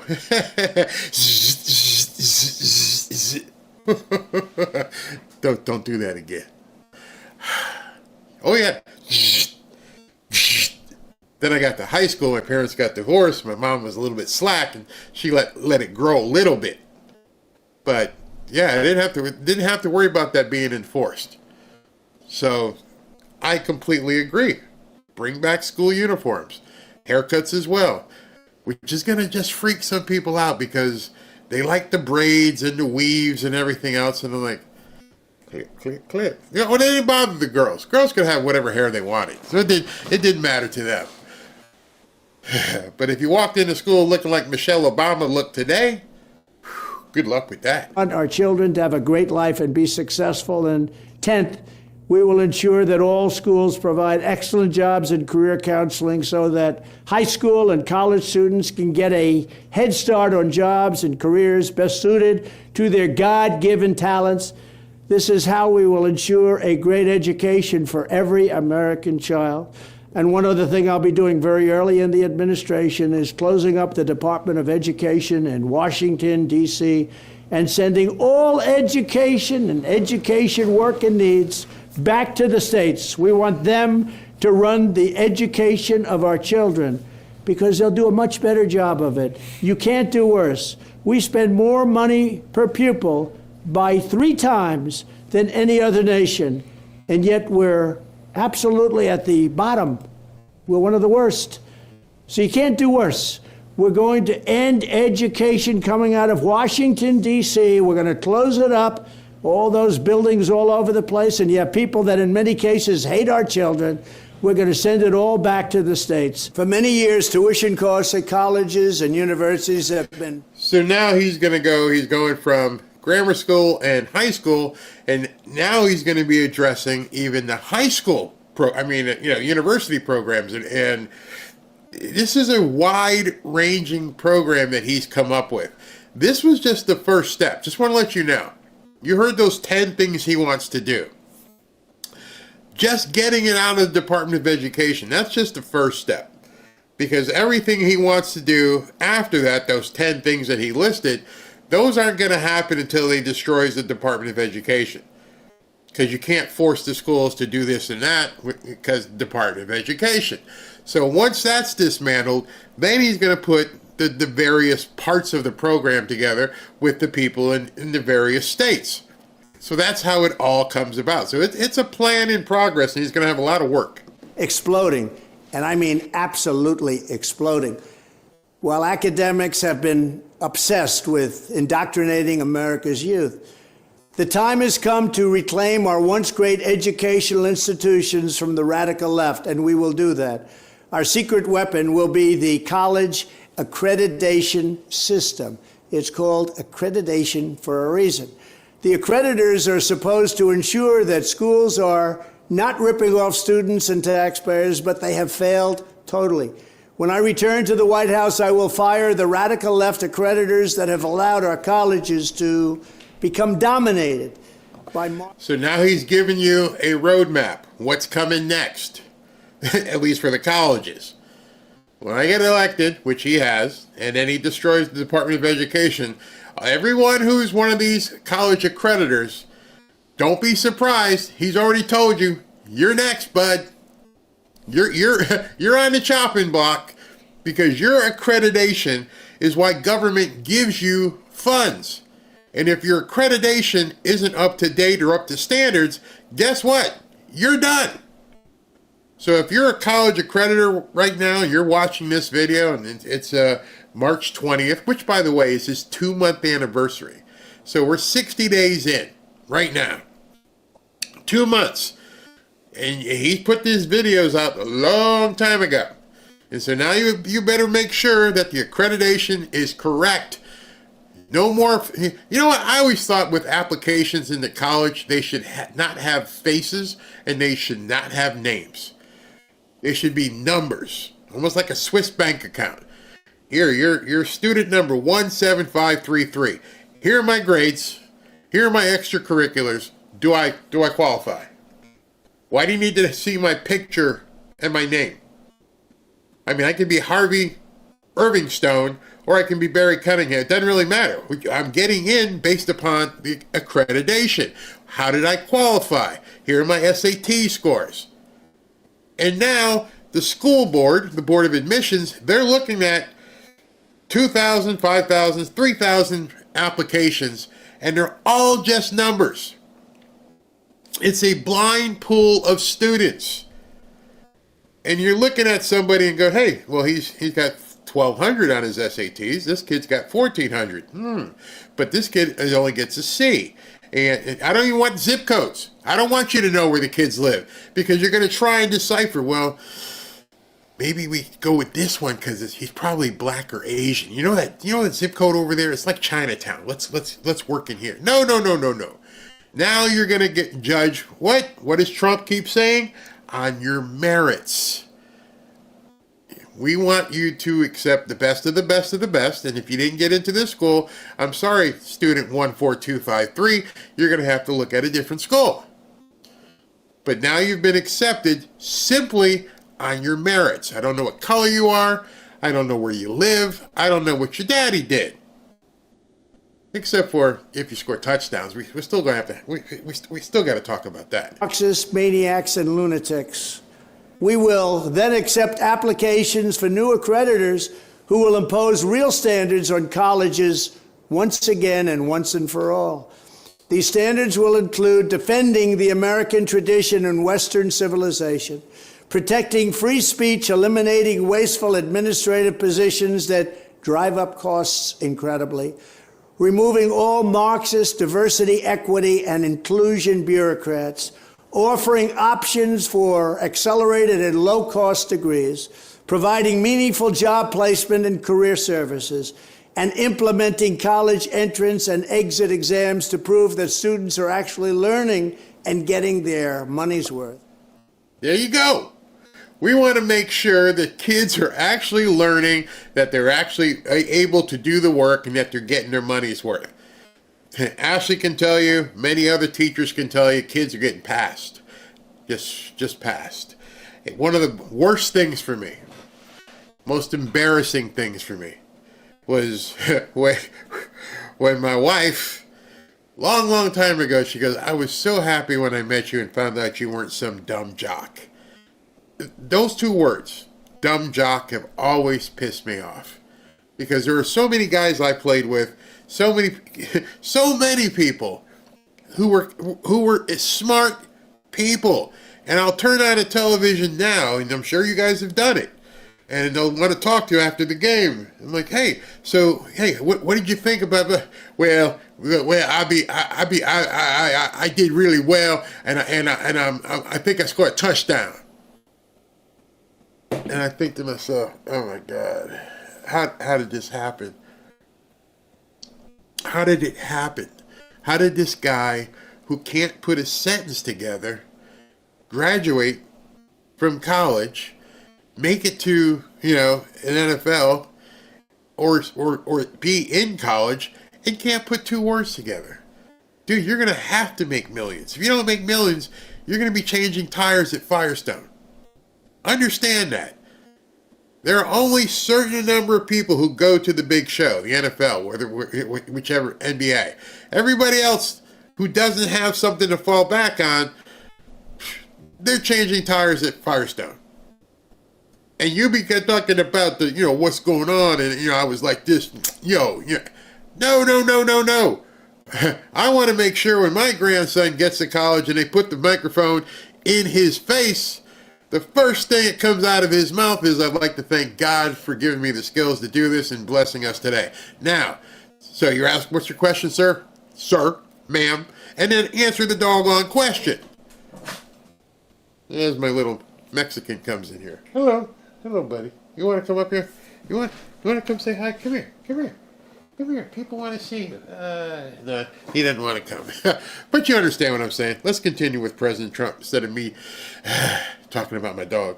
Furthermore, I will direct the Department of Justice to pursue federal civil rights cases against schools that continue to engage in racial discrimination and schools that persist in explicit unlawful discrimination under the guise of equity will not only have their endowments taxed, but through budget reconciliation, I will advance a measure to have them fined up to the entire amount of their endowment. Oh, can you imagine that? Can you imagine a school like, I don't know, Harvard might have $1 billion endowment, and you're going to get fined for pushing this DEI stuff. He decided he wanted to come up and say hi. Say hi, Minus. That's my little buddy. That's my little buddy. I call him my little Mexican, not in a derogatory. He's a Chihuahua. He's a Chihuahua. Say hi to everybody. You don't want to say hi? Hi. I just want to go back down there. Put Mr. Trump back on. A portion of the seized funds will then be used as restitution for victims of these illegal and unjust policies that hurt our country so badly. Colleges have gotten hundreds of billions of dollars from hardworking taxpayers, and now we are going to get this anti-American insanity out of our institutions once and for all. We are going to have real education in America. For many years, tuition costs at colleges and universities have been exploding, and I mean absolutely exploding, while academics have been obsessed with indoctrinating America's youth. The time is... I want to take a second because I want to make sure people understand this. I really want you to understand this. Somebody named Curly said, Barry, just asking, why do you keep dogging on normal jobs? Some of the smartest people I know are carpenters, mechanics, and tire changers. My father, coming from Jamaica, opened a construction company, and he was a plumber. That was what his trade was. And then his brothers came over from Jamaica, and they were plumbers as well. And then one of their buddies came over from Jamaica, and he was an electrician. And the 4 or 5 of them sat together and said, hey, why don't we come up with a construction company? Instead of people hiring us, we would be hiring them. I am a person who likes to look at the higher rung. I am a person who likes to encourage people to sign the front of a check instead of settling for the back of a check. There is nothing wrong, and I mean nothing wrong, with anybody who's a mechanic, a carpenter, or a tire changer. Nothing wrong. What I'm saying, and what I will always promote and advocate for, is to own the carpentry company, own the mechanic shop, own the tire changing shop. If you don't aspire to that, that's fine. I'm not at all dogging on a normal job because it's a job. And anyone working, salute you. I just try my best and have always advocated for people to do more. Let me take that a step further. You're going to laugh at me here, right? Okay, you ready? Because when I was in college, I obviously was a bouncer when football season wasn't going on. And then so I would either work at a nightclub or I would work at a gentleman's club, if you know what I mean.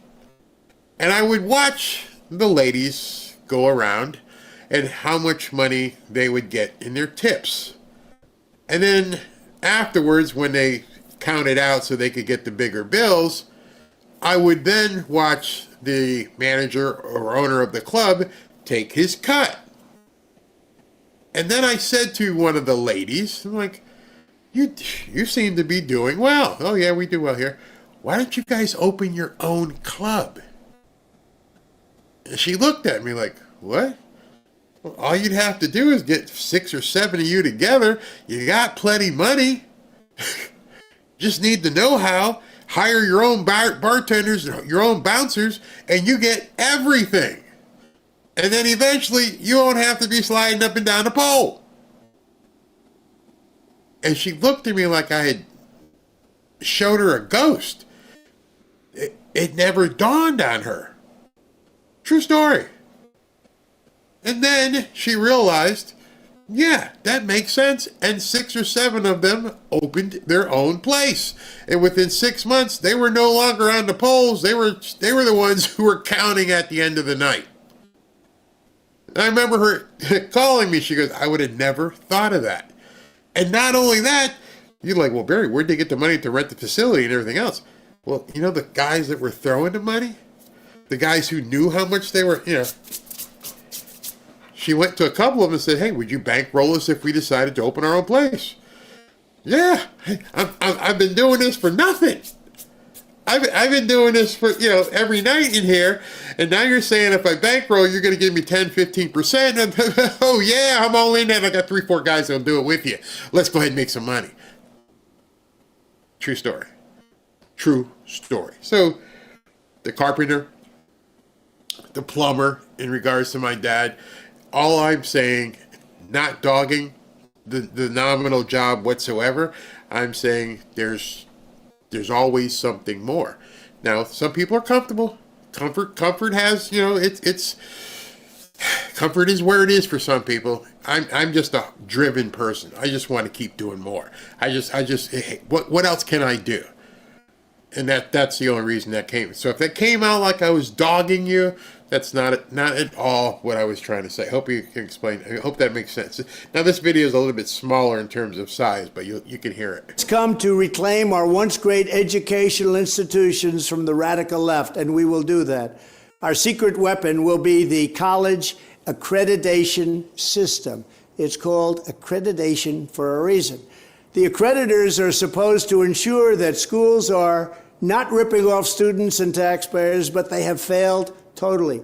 When I return to the White House, I will fire the radical left accreditors that have allowed our colleges to become dominated by Marxist maniacs and lunatics.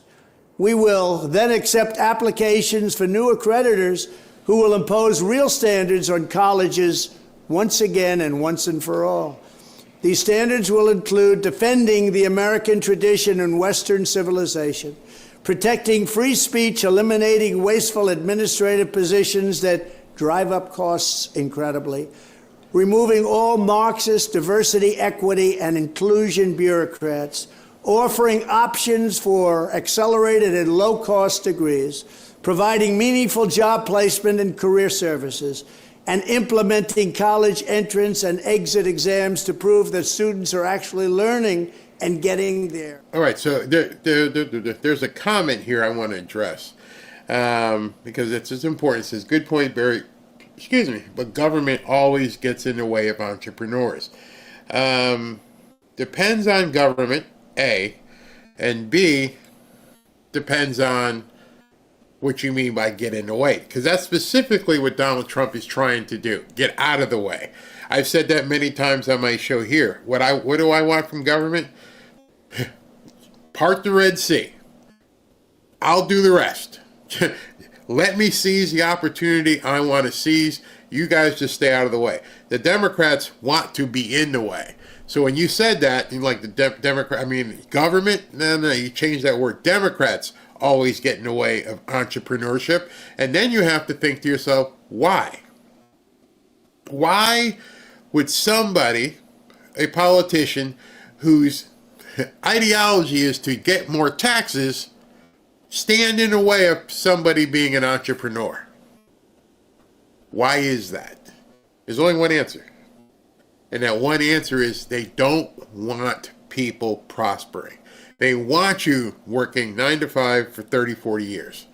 That's it. They want you there because at that point you depend upon them.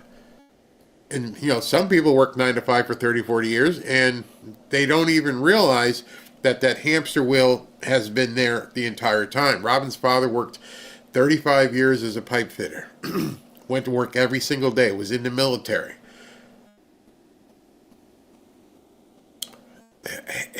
Some people would find that it's a noble, somebody worked their entire life, but at the same token, you stay on that path and it becomes harder to get off. and that same path that he was on, which he was happy with it. But his son, Robin's brother, did the same thing. And then one day he's like, I want to open my own construction company. And he came to me. I remember we were having lunch, looking over the Biltmore estate. And he's like, what do you think if I open my own construction company? I was like, go for it. Go for it. What's the worst that could happen? I'm going to say that to you right now. You go ahead and say, you know what? I've saved up some money. I'm going to leave my job. I'm going to open up my own business. What's the worst thing that could happen? You could fail. Nothing else. You could fail. If you could live with that failure, then nothing else. I mean, you always go back to the job you had, or the or you know, whatever you were doing. I'm sure you'd be able to find a job doing it. But if you take that step, and if you realize the worst thing that can happen to me, I'm still the same person. My wife still loves me. Everything's still the same. My business just failed. That's it. That's the only thing that can happen to you. You're not going to fall over and get hit by a truck or anything. Well, unless you're on a construction site or something. But other than that, then I would say to you, if that's the worst, this is where it gets fun for you. What's the best thing that can happen to you? So if I do this and I fail, I'm miserable for a little while, but I go back to working. I do this and succeed, and like, oh my God, life just changed. So it's never about me looking down on anybody, not at all. I just want people to know, if you want to go for the ring, you should be allowed to, and you should be able to go for that ring. And for too many people, and I guess as a black man, it really bothers me, is because too many people are told you can't do it. You need to be right where you are. Which always cracks me up, because one of Robin's evil devices is that she likes watching the Housewives shows. And so she goes back and she watches episodes of the Housewives of Atlanta, Housewives of Beverly Hills, and Housewives of here and there and everything. And it's the most over the top. If you guys have seen those shows, they're just so over the top. And if you watch like Housewives of Atlanta, it's a black version. And every single one of those people in that show, as crazy as they are, they got money. They have money. And then they're always opening up businesses or creating shows or doing something. Not a single one of them. Not a single one goes, oh, it's 7:30 this morning. I got to get ready to drink some coffee and go to work. Just saying. Yeah, you only learn from failing. Yeah. Remember what Michael Jordan said. And he goes through a long list of things, and I forget the words of the quote. He goes, but 79 times my team asked me to take the final shot, and I missed. I did this many times, and I missed. I did this many times, and I missed. But that never stopped him from being the best basketball player, because you don't dwell on, well, I missed that shot. That didn't work. No. You got to keep going. You got to keep going.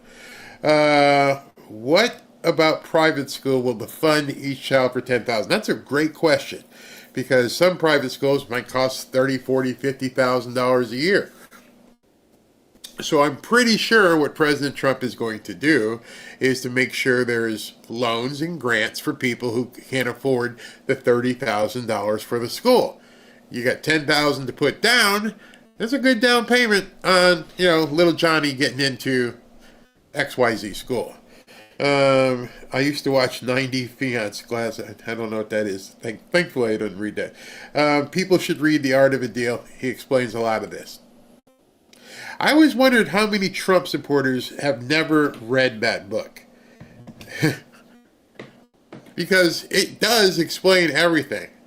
On how everything from his advertising, his marketing ideology, different things that didn't work, what his father told him, and you can see it. It's a good book. if you don't take a chance in life, you'll never know. Because they're all married to billionaires. I'm going to school you on that one right now, boy. I know for a fact, because I've just been watching some, so trust me.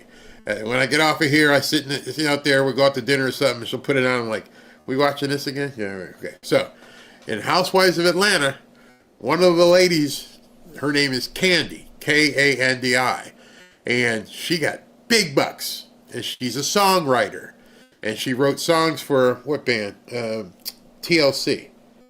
Don't go chasing waterfalls. I think that's the one she wrote. And she made a whole bunch of money. She not no. It's not all about riding on a man's coattails. A lot of these women are serious entrepreneurs. What's her name? Candy, Candy, Real Housewives. Because that you can go look it up. What's Candy's name? Candy Burris. Candy Burris, that's who she is. Candy Burris, and she wrote, she's a Grammy winning songwriter, singer. What was the big song she wrote? No Scrubs. So she wrote, in 2000 she won a Grammy for the best R&B song for her work on the TL hit song No Scrubs. I think that was the number one song. She wrote also songs for Destiny's Child. She wrote songs for Escape. She wrote all kinds of songs. So I'm pretty sure if you called her, you made your money because you're married to a billionaire, she might slap you, boy. So that's wrong. Everyone should read all of Rush Limbaugh's books. Exactly, Rush Limbaugh. Do you know how Rush Limbaugh started? Rush Limbaugh wasn't the Rush Limbaugh you knew. He started somewhere, and then it blossomed. At one point, he was a radio announcer for I think the Cincinnati Reds. Yeah, and then he was on Monday Night Football, and they fired him. And so the rest of it, she wrote No Scrubs. She wrote Scrubs. Yep, big money. Let's see here, Housewife of Atlanta. There again, she has money to back her up. She didn't. That's the whole thing behind this. She didn't. It wasn't like she inherited $4 or $5 million. She wrote a song. That was her skill. Boom, song takes off. She makes money. So I'm not talking about trust fund babies and stuff. I'm talking about people who actually have an idea and like, maybe I can try and do this. And then what do you think? Okay, here's the big question. What do you think she does or did when Scrubs took off and she wrote another song and she got money? Oh, she did other stuff. Hey, let's do a television show. Hey, let's buy some real estate. That's all I'm going to say about that. So before I go too much further, I don't want to lose track of what I was doing here. So here's what's her name? Randy Weingarten, and her crying. Let me just make sure I've got this queued up. Yeah, so this is what you're going to see over the next couple of days. And if people are in high risk, they shouldn't be in school. They should be doing things remotely. Just because Donald Trump wants to take a risk with people who go to bars or beaches, those of us who have spent our life teaching kids are not going to take a risk with kids or with our members' lives.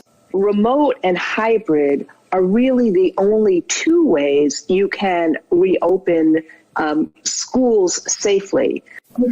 So they caught her. She was out there saying, hey, I didn't tell kids they shouldn't, this shouldn't happen. It wasn't me. And then like, this stuff is all on tape. The internet lives forever.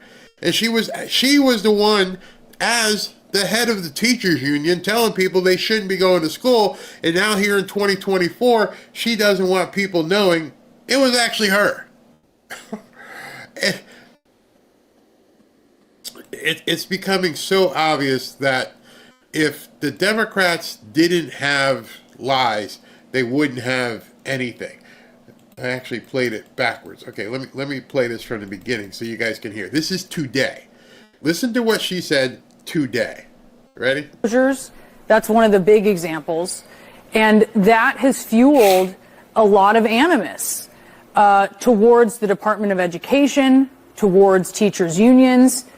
Do you reflect on that? I mean, what are you taking away from that and the position that that may have fueled sort of the support that allows President Trump to be in a position to do something that you find so problematic, like eliminating the Department of Education in all intents and purposes? So, Brianna, COVID was a terrible time for us. And as you know, because I was on your show a lot and other shows, I wanted schools to be reopened as early as April of 2020. The issue was the fear and the issue was the safety issues. But COVID has really hurt in so many ways. But this has been a Republican talking point for a long time. And in fact, and if people are in high risk, they shouldn't be in school. They should be doing things remotely. Just because Donald Trump wants to take a risk with people who go to bars or beaches, those of us who have spent our life teaching kids are not going to take a risk with kids or with our members' lives.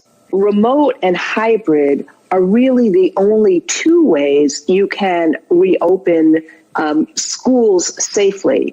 You got to delay school opening because if you don't have the mask, how are you going to be able to do this? There's a huge difference between working in Walmart and working in a school. You know, even a situation like Florida, where it was pretty clear that schools should not reopen, and where Miami schools did not reopen because you had people who were courageous and who were willing to defy DeSantis's denials. And why are they closing now? Martha, they're closing now because what the city said, and frankly, what lots of other places are also seeing, is a huge skyrocketing increase. Okay, now in the you're virus not surge. listening to me. What they're telling us, though, is that the wisest scientific move is to have children in school. Is that they're trying to figure out a regional way of opening and closing, like they did after They the don't need to Jewish close. That's holidays the point. in the They middle don't need of- to close is the point. Martha. That when you hit that, No, it says a the measurement mayor established said- by the teachers the union mayor- over the summer in order to reach an agreement to reopen in the first place was a 3% threshold. The mayor set the 3% threshold. What the teachers union did in New York City afterwards was to say, these are the safeguards that we need, and this is the testing we need. Given that, all of these experts and scientists say that children are safer in school. It's worked across Europe. It's worked across the UK. They never closed their schools during their second spike, and now they're in recovery. They're down 10%, and the kids are not missing out on their education. What they did in Europe and what they did in New Zealand is that they had national leadership that closed, that did masks, that actually... She doesn't even make any sense. But you are the head of the teachers union, and Martha was ready to climb up and just scream at her because, you know, her kids couldn't go to school either because the teachers union was telling people you couldn't go to school. It wasn't safe. And now, 2025, we're looking back on this and realizing you guys were full of it. You guys were completely full of it. You were working on behalf of the Democrats. Whatever the Democrats said, you wanted to do. You wanted to blame it on the Republicans. It's a Republican talking point that we should be opening the schools. Yeah, and people started calling around on. So now, watch what happens. The opening clip was her today complaining, I wasn't against opening the schools. I was for opening the schools. Oh, you got it wrong. Close the bars that did some of those things, totally including the stimulus. Yeah, That's given what all we that, need they to still do. say the kids are safer in school. They're connected, Martha. The numbers rising, but the kids are safer in school. And so after hospitals, I think we have schools that reopen, that we can reopen elementary schools in particularly, and schools for kids with special needs safely when we have the testing. Members of that 25,000 strong union voted in the majority to stay at home for at least another 2 days to defy Chicago Public Schools' orders to return to the classroom. Does the AFT stand 100% behind the Chicago union? So, of course, we stand 100% behind the Chicago Union. Of course we stand 100% behind the union. Because what we do isn't about kids. It never was about kids. She just said it. We 100% stand behind the union. Well, what about the kids who need to, be taught? Is this school year probably not going to have full school openings?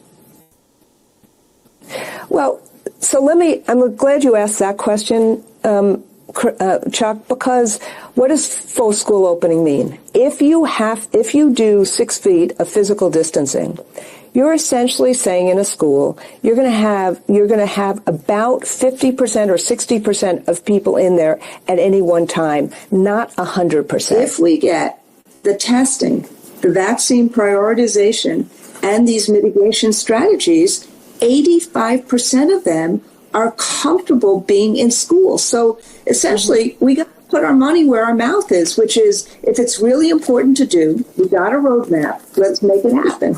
But that's a lot of ifs. Everyone is asking. Even CNN. That's a lot of ifs. Are you serious? We're going to do all this, if that, if that? You did the kids wrong.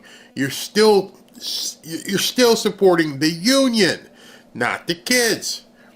You don't want people to homeschool. You don't want money to go away from the union, because that is what is making the Democrat Party turn.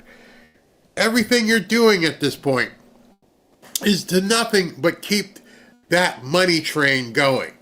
And so remember, as you're watching this woman makes over $500,000 a year. And that's just her salary. We don't know if she's tied into any NGOs or anything. Asking when and how are we getting our students, our children, back into those classrooms full time? So full-time is going to depend upon what's going on with physical distancing and what's going on with the variants. And I just hope this is not a rush to put in twice as many deaths in a place where we're really starting to get things reopened. I'm surprised to hear you think that this is a rush. The American Federation of Teachers president, Randy Weingarten, says the union is reserving judgment for now. Why not trust the CDC's guidance? We have to figure out in all these schools right now, which have been set up for 6 feet physical distancing, how this is going to work. You recently pushed back on the CDC's new social distancing guidelines for schools from 6 feet to 3. Why? Because, because trust is actually earned. You're going to have everyone back in September, 100% in class 5 days a week? I hope so. I would hope that Fox would be just as focused on let's get rid of the misinformation about what happened in this election. This election was free. Come on, Randy. Come on. This is not the topic that we're here to talk about. Why not tomorrow? I mean, literally, why not tomorrow? If 90%. She proved it right there. She proved it right there. This has nothing to do with children. This has nothing to do with teachers and being able to teach kids. She is a puppet for the Democrat Party. And not enough people realize, and probably not enough teachers realize, that that's all they are. They are an arm of the Democrat Party. Even CNN was calling her out. Even CNN was like, this doesn't make any sense. What are you doing? You're hurting these kids. If your teachers are vaccinated, if we know what we know now, why not just go back to school in person tomorrow? Well, frankly, 97% of the schools are open for in-person learning. Not 5 days a week. About 60% of them are. The real key right now is that about 2/3 of our parents, particularly Black and brown parents, don't trust it. The teachers union was back on TV today, and she admitted just a few hours ago that the White House did ask. So what specific language on reopening schools would you like to see us put in our CDC policy? What's this? They asked us for language, and we gave them language when they asked us for it. We need to, bring back our masks for schools. So the bottom line is we're going to keep kids safe. We're going to keep our members safe, and we're going to try to open up schools. Now, the union leader says universal mask wearing must be in place in order to keep schools open. Randy Weingarten and the American Federation of Teachers had previously opposed the idea of mandating teachers to be vaccinated against the virus. But after visiting schools throughout the country, she said the union is now reconsidering it. Everybody yearns for normalcy.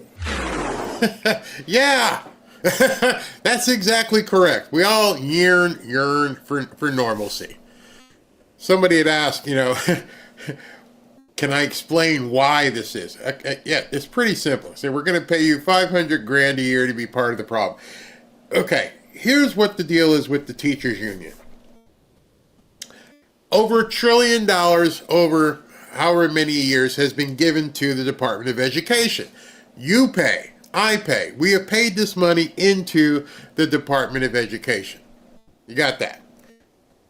Goes from your taxes to the government to the Department of Education. The Department of Education then funds the teachers union and other things. Then that money that's supposed to be allocated to kids in the school system ends up getting funneled back to the Democrat Party in terms of donations. So it just ends up being, a money laundering scheme. And it just keeps going, and everybody has known it and known it and known it. Trump tried to stop it before, didn't have the right people in place. Today, 2 months in, he's like, we're done. You're done. You're not doing that anymore. And so they're going to scream. And it was funny, at the very beginning of the show, I showed you what the reporters were saying, and the reporters were, well, you're not going to, help with the DEI and what was it, civil rights? You're not going to teach the kids civil rights? That's what you're worried about? Little, Leroy doesn't know he's black? Doesn't understand what a mirror is? Really? Seriously? That's what you're going to hang your hat on? Wow. Good things are coming to an end for the union leaders. Yep.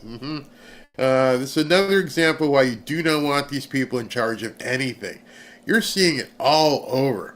I mean, we've been going for 2 hours and 10 minutes, and maybe if I take some hot tea, I can come back for a later show. It might be later, probably close to 8 or so, but I'll post it. But because I can't wait to see what the reaction is to all of this. It's crazy, absolutely crazy. They're going to be going nuts because this is their cash cow. And they're going to go right to race and underprivileged and this and the other thing, and they're going to cater to these people right here. And it's going to be absolutely nuts. Unions are corrupt as the Democrats. What? Great question. What is normal anymore? Excuse me. Maybe we don't have Transformers in school. What's this one say? I had a friend that wore an American flag face mask. I gave him health for it because the flag stands for freedom. So, yeah, exactly. All right, so yeah, I've got some stuff to drink here. Some tea and honey up in there. All right, so and that's exactly we can't teach false history. I don't think anybody, black, white, Hispanic, can deny that our school systems are screwed. Nobody can deny that. So President Trump is looking to pull the Band-Aid off and fix it. If you're already at 0, if our test scores indeed are the worst test scores in the modern world, we got a problem. If our test scores have been so low for years, we have an even worse problem. Because anybody knows whether you're like the other guy said, whether you're a carpenter or you're changing tires. If you screw up and do your job badly, your boss is going to fire you. No doubt. Hey man, you put the wrong tires on this car. Hey, you used a 2x4 when you should have been using a 1x6. You don't know what you're doing. You're fired. The teachers, because they're in the union, and this other word called tenure, they can do whatever they want, keep getting paid, and little Johnny can't read. Excuse me. So how is that correct? How are you and me supposed to continue funding something that we know doesn't work? No Democrat will answer that question. It's not like it stopped working yesterday. It hasn't worked for a while. So if we're paying for it, which we are, through the nose, and it doesn't work, something's wrong. And as a president, President Trump is sitting back, I got to fix this. It's broken. I didn't break it. It's been broken for quite some time. And what the Democrats are advocating for is, well, keep it broken. Hey, there's nothing from them. You will watch. If you turn, I'm going to see if I can grab some clips, but you will not see any of them. Not a single one advocate for a positive change. Okay, so if what President Trump is doing is so egregious, it's so bad, Miss AOC, what's your idea? Miss Randy Weingarten, what's your idea to fix it? It's broken. Everybody can see it's broken. Okay, so if this is broken, what's the remedy? How are you going to fix it? I challenge any of them. Jasmine Crockett, any of them. Tell me what your fix is. And if they don't have that answer, when you're looking around and you're talking to your friends, because this is going to be big news everywhere, and your coworkers, it's a very simple question. You would know it's broken, right? Yeah, it's broken. Okay, do you have a suggestion on how to fix it? Because what's the old saying? If you're not here to fix the problem, you're part of the problem. It's a very simple question. I may even tweet that a few times to people. Oh, you're pissed off at Trump doing it. Hey, you admit that this is broken, right? Yeah. Okay. What's your suggestion to fix it? Everybody can complain about it being broken. Every single person, every one of us Miami Dolphins fans can say, hey, the team sucks. This is broken. Okay, what's the answer? Well, you don't keep doing the same shit. Even though that's what the Miami Dolphins do, they don't seem to care. They're not fixing anything. They're just perpetuating. But it's Stephen Ross's money, so he can do what he wants. He's not getting your money and my money. We can choose not to buy tickets. We can't not choose to educate our kids. So, Mr. Liberal, what's your answer? It's a very simple question. Most of the things when you talk to liberals, it boils down to very simple questions that they refuse to answer.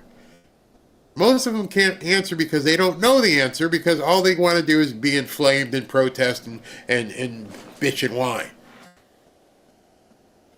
Tell us the answer. And then you can just listen and watch them go into mental gymnastics, because there is no answer on their end. Not much of society that they have broken do they have any answers on fixing.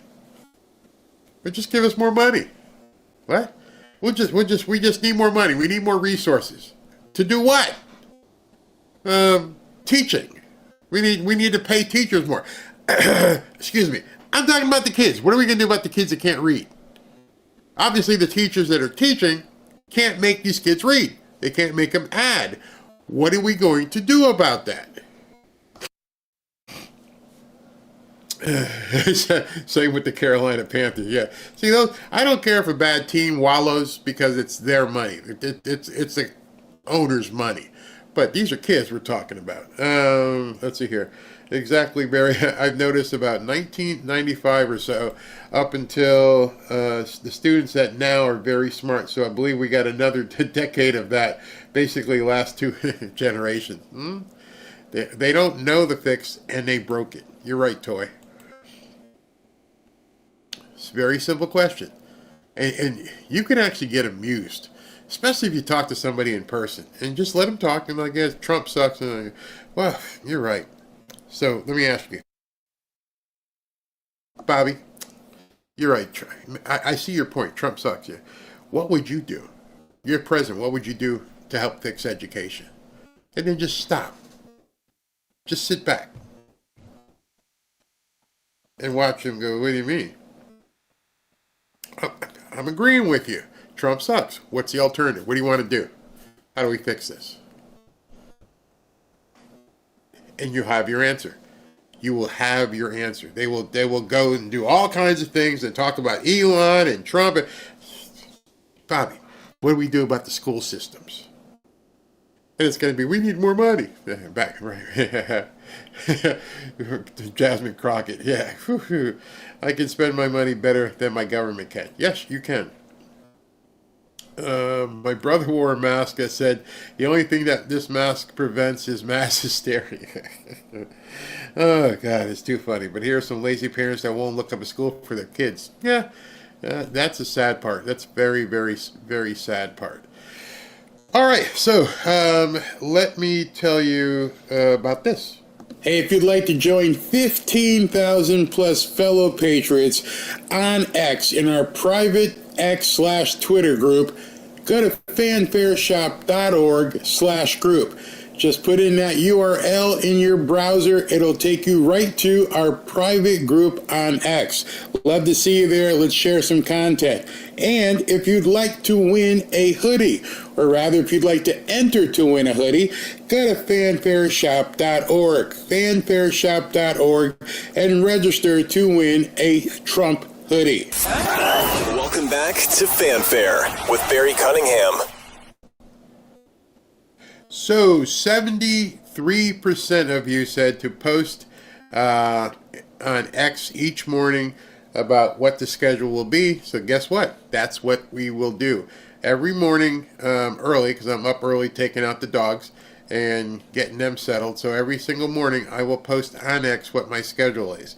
And then you guys can all share it. And I'll give you a little hint too, in terms of like seeing what Trump's schedule is. If you guys don't follow Monica Page, go ahead and follow Monica Page at about 7:30, 7:45. That way you don't have to go to the website. You can just go to Monica Page's website. Twitter profile. Hold on, let me show you this. This is very interesting. Okay, here's this is Monica's. This is one of her posts I was on. Monica Page, excuse me, who you've seen here many a times. If you look early in the morning, let me scroll down to it. What was her first thing? Where is it? Okay. Every morning, this is 10 hours ago. 10 hours ago would have been, oh, there it is, 6:55 a.m. Right there. Every morning, she will post what today's schedule is. And today's schedule means the White House. Which is good because right now my voice is starting to fail. So I'm right at the point. So I'm going to get through this. So today's schedule, 3:30 p.m. President Trump signs executive orders. 4 p.m. President Trump participates in an education event and signs an executive order. So at that point, I can, I look at another website or I'll double check on Monica's. I can look at this and go, okay, here's where I need to make sure that I'm live. I have to make sure that I'm ready to go at this time because something's about to happen and I know everybody's going to want to see it. And I can build a story around it and talk about it. So that's what happens. So today when I saw that, I'm like, Barry, you need to be ready at 3:30. So if you're going to do something today and you're going to get your voice ready and then boom, be ready at about 3:30 to go ahead and carry a show. And then, tonight I'll do all the clips from the different news story, but right about now, it's starting to fail. So I made it this far, which I'm happy I got this far. Whew. Wow. Here we go. Green tea and honey. That's exactly what I'm drinking right now.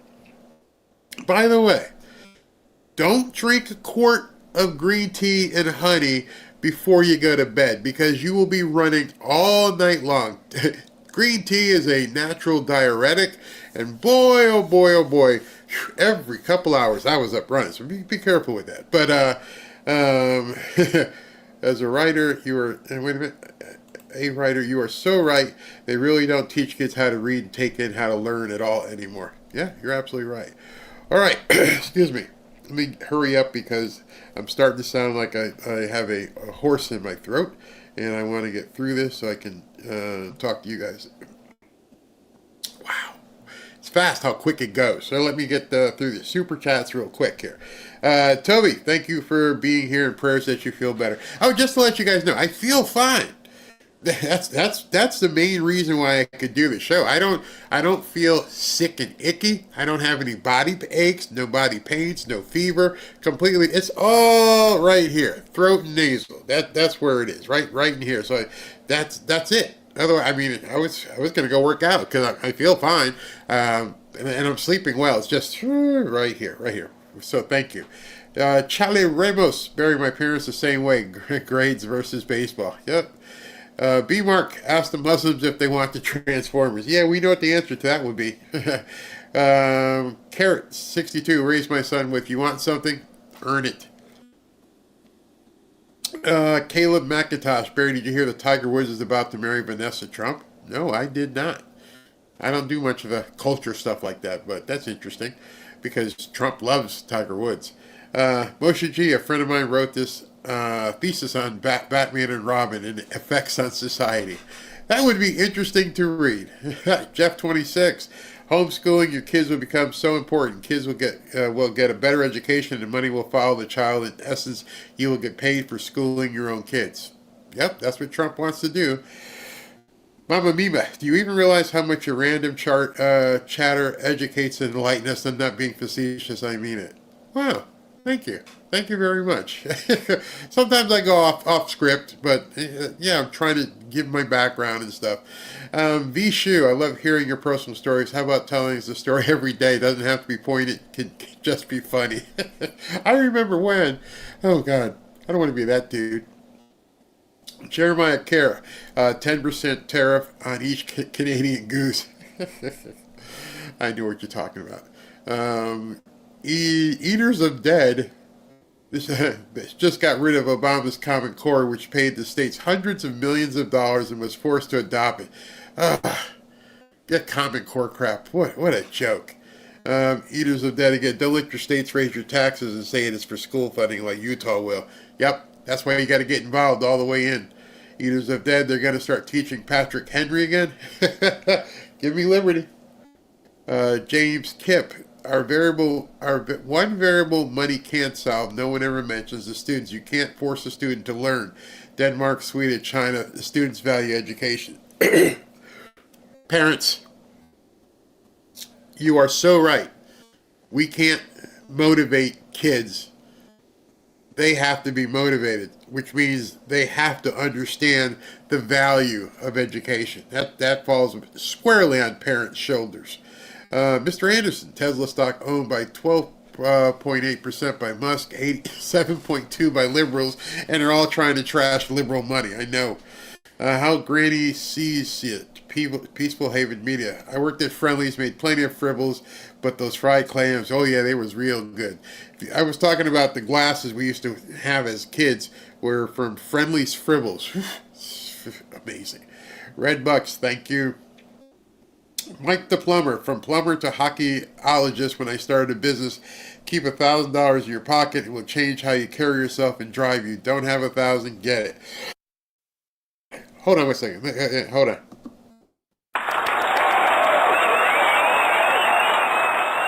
Great comment. Jeremiah Kerr, a dog buries a bone simply in pure intent to return to it if needed. A liar buries the truth and cannot return, nor will they look for it. Granny sees it. Peaceful Haven again. Milton Hershey failed repeatedly, then he hit it. Gramps always said, if you're breathing, you work. That ethic has paid off for myself and our kids. Exactly. Myrna Nacino, you're much appreciated as always. Thank you very much, Myrna. And holding on, Barry, Starbucks make a drink called Medicine Ball. It works great for your throat. You might have to check that out. All right, everybody. Thank you for tuning in. I apologize that I wasn't able to go at 12. I want to do 12 and basically 7 all the time. And again, it's just me here, just me and the little doggy. I try to do all the production I can and get going here, but sometimes something happens if I get sick or anything else like that. So let's keep pushing forward, and I'm not sure if I'm going to have it in me to go tonight, but I will definitely post by 6:30 if I'm going to do so. All right, let's go with the after party.